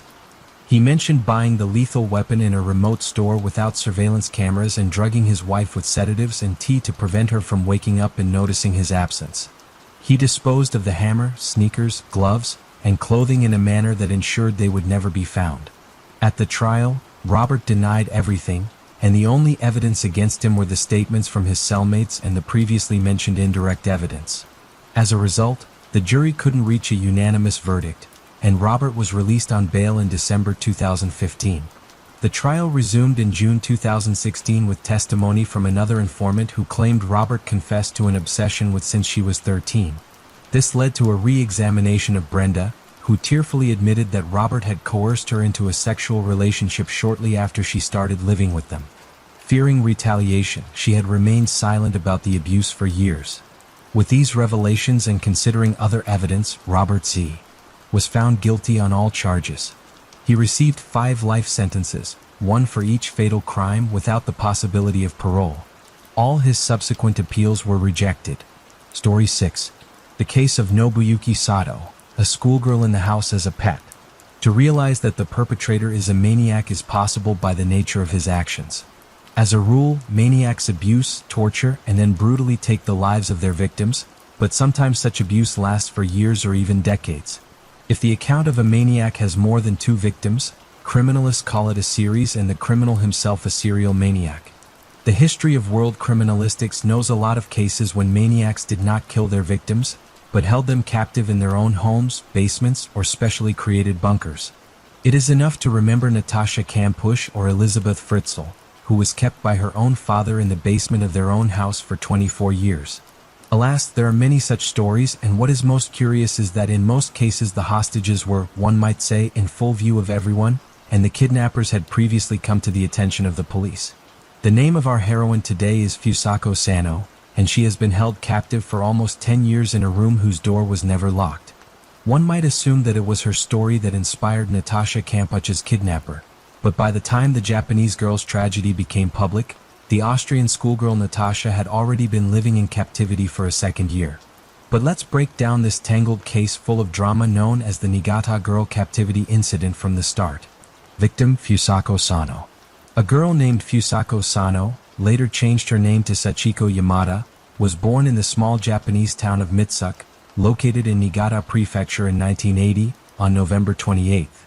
She grew up in an ordinary family of average income, was a welcome and favored child. The girl attended one of the local schools, was fond of baseball and cheered for the local team. On November before her 10th birthday, Fusako, who was in the 4th grade at the time, was coming home from school. She was a little late because she had stayed to watch the school baseball game. Her parents were aware of the sporting event, so they were not particularly concerned. When the schoolgirl walked home on her usual route, it was already getting dark. On a cold autumn evening, there were almost no passers-by on the street, and rare cars were passing quickly, disappearing from sight. Suddenly, one car overtook the girl and then braked sharply and swerved in front of her. The loud squeal of brakes divided young Sano's life into before and after. Kidnapper Nobuyuki Sato was born in 1962 July 15th, in the Japanese prefecture of Niigata in a wealthy family. The head of the family had its own successful business related to passenger transportation. The boy was a late child of his parents, and at the time of his birth, his father was 62 years old, and his mother was 37 years old. Nobuyuki had 5 siblings from his father's previous marriage, but he had no ties to them. The boy grew up a capricious and very spoiled child, for whom there were no inhibitions. At the same time, he was very emotional and sometimes even aggressive. If his demands were not met immediately, he could throw a tantrum, and once he threw himself at his mother with fists right in the store when she did not buy him another toy. At school, Nobuyuki had almost no friends because of his complex character, strange and sometimes inadequate behavior. It is worth noting that the boy was quite tall, which he was very embarrassed of, and all the time slouched a lot, so he received a lot of offensive nicknames. On one of the central streets of the city, the head of the family built a luxurious two-story house in European style, where on the second floor most of the part was occupied by a spacious and bright children's room for his favorite son. However, the boy did not like the room. He behaved restlessly, and kept repeating that he was afraid to be there alone. Such anxious behavior and unreasonable fears became the reason to show the child to a doctor. After an initial medical examination at a regular hospital, the boy was referred to a psychiatrist for evaluation. There he was diagnosed with several disorders including nyctophobia, fear of the dark, mysophobia, fear of germs and dirt. In addition, the boy was found to have a strange combination of autophobia, fear of loneliness, and sociophobia, anxiety disorder related to social interaction. That is, he was equally afraid of and avoided both loneliness and contact with others. Nobuyuki always remained a loner. He had neither a girlfriend, despite his rather attractive appearance, nor friends. In high school, he actually became an outcast, and peers simply did not want to communicate with him. He could vent his anger, dissatisfaction with himself and others only on his own elderly parents, who forgave him everything and tried in every possible way to placate his son with gifts or money. As an adult, Sato did not stay at any job. He constantly got into trouble, conflicted with colleagues, and neglected his direct duties, because of which no one wanted to do business with him. The young man could go home in the middle of the workday just because it rained, and he felt sad about it. And once he intentionally injured a female coworker, he probably felt some kind of sympathy for her and was trying to get her attention. The incident was written off as an accident, but Sato was immediately fired. After that, he did not work anywhere else and lived on his parents' money. Gradually, the young man began to leave his room less and less often, and more often conflicts with his parents. After another such quarrel, the young man set a fire in his own home, which almost destroyed the entire house and its inhabitants. Then Sato was sent for compulsory treatment in a psychiatric clinic, where he was diagnosed with manic depressive disorder, outbursts of uncontrolled aggression, as well as signs of misogyny, acute dislike and hatred of female representatives of the female sex. He stayed in the hospital for a little over a month, after which he was discharged, having been deemed to pose no threat to others. For a while, Nobuyuki was relatively calm and even started to rebuild the partially burned house and added a couple more rooms to it. But his efforts did not last long, and he simply abandoned the construction. The first attempted kidnapping and arrest, Sato became increasingly unsociable, sullen, and spent most of his time in his room watching TV. It should be noted that over time he stopped letting his mother and father not only into his room, but also, in principle, to the second floor. In case of violation of this boundary, he would pounce on his elderly parents with fists, shouting and threatening them with death. In the spring of 1989, Nobuyuki began to go for walks, but he preferred to walk near one of the local schools, where he closely watched the girls. At first he behaved with restraint, did not approach and did not try to make contact with anyone, but one day he grabbed one of the girls right at the school gate, threw her over his shoulder and ran to his car, which he parked nearby. All this happened in front of the other children, who immediately shouted and called for help. A school security guard and a few bystanders reacted quickly and rescued the girl and detained the kidnapper before the police arrived. The girl kidnapper before the police arrived. The girl Sato tried to kidnap was barely 9 years old. He could not explain why he had attacked the schoolgirl. So the only logical conclusion was that Sato was charged with attempting to commit unlawful acts of violence against a minor. He faced a serious prison sentence, but at his trial, which took place in August of the same year, Nobuyuki was given only a year's probation. According to some reports, his father helped him to do this by using his connections and paying a lot of money. Moreover, soon Nobuyuki's name mysteriously disappeared from the database of criminals who were prosecuted.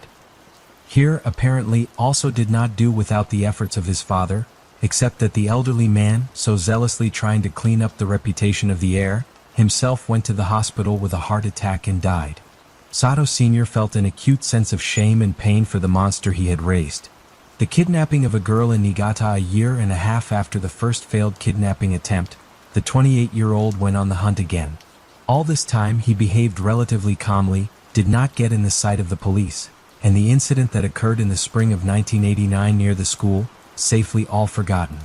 On November 13, 1990, Nobuyuki left home, got into a car and for several hours just drove around the city. In the evening, when it was starting to get dark, he drove to a deserted road where he soon saw a girl coming home from school.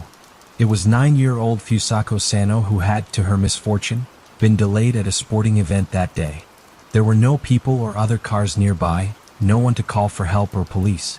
Sato braked sharply and swerved to the curb right in front of the girl. He got out of the car, knife in hand, grabbed Fusako and threatened if she tried to scream or run away, he would slit her throat. He then shoved Fusako Sano into the trunk. And after driving down the road some more, he turned onto a vacant lot. There, Nobuyuki opened the trunk again, tied the girl's hands and feet, taped her mouth shut.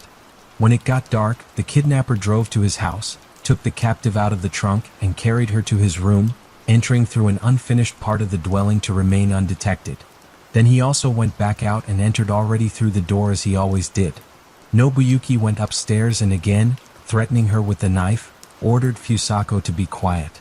He then tied her to the bed and told her that if she tried to leave the room or even look out the window, scream or cry, he would kill her and throw her body into the ocean so that no one would ever find it.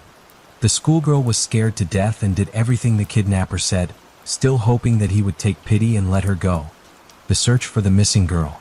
When Fusako didn't come home from school, her parents began to worry. They knew her daughter would stay late after school to watch a baseball game, but it was getting dark outside and she should have been home a long time ago. At first, the Sano couple tried to find their daughter on their own, following her usual route from home to school, but their efforts were unsuccessful. Closer to night, the parents of the schoolgirl appealed to the police, hoping that the girl will be found quickly, because from the moment of her disappearance has passed only a few hours. Police squads began the search, and by morning, they were joined by dozens of volunteers from among local residents. The next day, more than 200 people took part in the search operation, combing the area, pasting flyers with photos of the missing girl and interviewing passers-by in search of random witnesses. Notably, Nobuyuki lived very close to the girls' school and near the police station. Moreover, he had previously come to the attention of the police for attempting to kidnap the girl. But despite all this, Nobuyuki was not even a suspect in the case, thanks to the efforts of his late father, who made sure that his son's name did not appear in the criminal database. The massive search lasted for many months, checking numerous empty buildings, structures, trailers, and railroad cars, searching suspicious vehicles, combing vacant lots and interstate highways. But despite all the efforts, no traces or clues to the schoolgirl's whereabouts were found. The most different, even unlikely versions were being worked out, among which there was a suggestion that representatives of North Korean special services were involved in the abduction of the Japanese girl. However, as time went on, the search was not successful and Fusako Sano was still considered missing, captured by a maniac. As Fusako herself later admitted, she was scared to death at first and did everything her captor told her, hoping that in time he would take pity on her and let her go. But Nobuyuki didn't even think of letting his captive go. For the first few months, he bound her hands and feet tightly, so tightly that the blood flow was impaired, causing her to lose some sensation in her limbs. In case of the slightest disobedience or violation of silence, the torturer used a stun gun as punishment, beat Fusako on the head and body with his fists, or threatened her with a knife. At the same time, Nobuyuki never once took advantage of his victim in an intimate way during his imprisonment. He was not attracted to her as a woman, but rather something between a living toy and a pet to talk to. Nobuyuki Sato fed the prisoner once or twice a day with food prepared by his mother, who lived on the first floor. Because of this meager diet, the girl was weakened and severely malnourished. He forbade her to get out of bed, and she had to go to the bathroom in plastic bags, which the man then took to the unfinished part of the house. Once a month, he bathed Fusako in a basin, cut her hair and nails himself, and dressed her in his own shabby clothes. But even if she behaved quietly and did not break the kidnapper's rules, he still beat her regularly for fun and practiced various fighting techniques on her. After a few years, Fusako was finally broken psychologically, complied with all the demands of her tormentor, and did not even try to run or look out the window. Sato stopped tying her up when he went somewhere else and didn't even lock the door of his room. He simply made the bed with the prisoner lying there and threw a couple of blankets or towels on top, so that at first glance it looked like there was nothing underneath. As time went on, Nobuyuki began to turn on Fusako's radio periodically and allowed her to watch television with him. However, they watched only scotch or some sports matches, something that was interesting to Nobuyuki himself. He also brought her comic books, which he adored. It was the only thing Fusako had read in her years of confinement. For almost 10 years, she had seen no other people but her captor, had never spoken to anyone, and had never left the confines of her room. In fact, she was on the bed all the time and hardly moved at all. The girl was so resigned to her fate that she did not even try to resist, escape, or make herself known. Mother abuse and police indifference. Nobuyuki's mother lived on the first floor of the house and for years had not entered her son's room because he threatened to beat her if she broke the ban. The woman knew her spoiled and violent son all too well, so she followed his rules. After Nobuyuki put a prisoner in the room, he forbade the mother to even go up to the second floor. And when she once tried to do so, he simply pushed the elderly mother down the stairs. She worked as much as she could and tried to stay home as little as possible. But when she retired in 1996 at the age of 73, her life became simply unbearable. Her son regularly abused his mother, beat her, and forced her to follow a series of rules he had invented. Finally, the elderly woman could not stand it, and in the spring of 1996 went to the police, where she wrote a statement that she was a victim of domestic violence by her own son. But the police apparently did not want to deal with the case, and therefore persuaded Mrs. Sato to withdraw her statement and independently deal with the family problems. The pensioner also twice applied for consultation to the public health center, where she complained about her son's inadequate and aggressive behavior and asked to hospitalize him in a psychiatric hospital. But even here she was refused, considering such a reason not serious enough, and advising her to persuade her son to go to the clinic for help himself. Almost 4 years later, in January 2000, the exhausted elderly woman, after another beating, called the hospital and asked for a medical team to be sent to her house as well as representatives of law enforcement, because her son was holding her tied up and had tasered her several times. An unexpected discovery. This time, the officials finally responded to the pensioner's complaints and went to the address. When the ambulance and police car arrived at the house, Nobuyuki became visibly nervous. He began to behave aggressively, resisted, and tried to fight. Because of this inappropriate behavior, he had to be handcuffed, and the medics injected him with a large dose of sedatives. The beaten elderly woman admitted that she was afraid of her son, whose behavior was becoming more and more aggressive and uncontrollable. She also said that she had not gone up to the second floor of the house for many years because the air forbade her to do so, threatening to kill her. The police officers decided to check the second floor and Nobuyuki's room. As soon as they entered, they noticed a pile of blankets lying on the bed, which suddenly moved slightly, pulling back the blankets. The police officers were dumbfounded to see a very thin, pale, and exhausted girl underneath them. When they asked her who she was and how she came to be here, she very quietly gave her name and said that she had been kidnapped on her way home from school a long time ago. After the gruesome discovery, Nobuyuki's mother was brought into the room and asked her if she knew the girl. But the woman was very surprised and claimed that she had no idea that anyone other than her and her son lived in their house. The captive also confirmed that she had never seen the woman before. Confessions of a maniac. The same day Nobuyuki was brought to the station for questioning, and what he told literally shocked the police officers. He remembered in detail the day he was driving along the road and saw Fusako. According to the detainee, he thought the girl was very cute and wanted to take her home with him. Sato claimed that he took care of her. He fed her, washed her, dressed her, and read her comic books, and punished her only for disobedience. He also admitted that he loved his captive as a friend, and she seemed to love him too. He had no intention of ever letting her go and hoped she would stay with him for life. He loved spending time with her. He could talk to the girl for hours about skaks, soccer, music, or his favorite comic book characters, and she would listen silently. He added that he never locked his bedroom door, but Fusako never tried to escape, which he concluded meant she liked living with him. Consequences, trial, and sentence. After a medical examination, the doctors concluded that despite his mental disorder, Sato was able to recognize his actions and could therefore stand trial. His mother could be involved as an accomplice because the elderly woman, at the request of her son, regularly bought feminine hygiene products in the supermarket and could suspect something wrong. But it was taken into account the fact that she repeatedly contacted the police and medical institutions, but her requests to visit the family home were ignored. The case was widely publicized even before the trial began, and the city police were strongly criticized because Nobuyuki had been previously prosecuted for attempted kidnapping of a schoolgirl, but when he brought his plan to the end, he remained above suspicion. As a result, the local police chief and the head of the regional police department, who failed to control the situation from the beginning and made a lot of mistakes, were removed from their posts. Nobuyuki Sato was brought to trial in May 2000. All his actions and even the smallest offenses were studied in detail and attached to the case because the prosecutors tried to achieve for the kidnapper of the maximum possible punishment. As a result, Sato was found guilty and sentenced to 14 years in prison.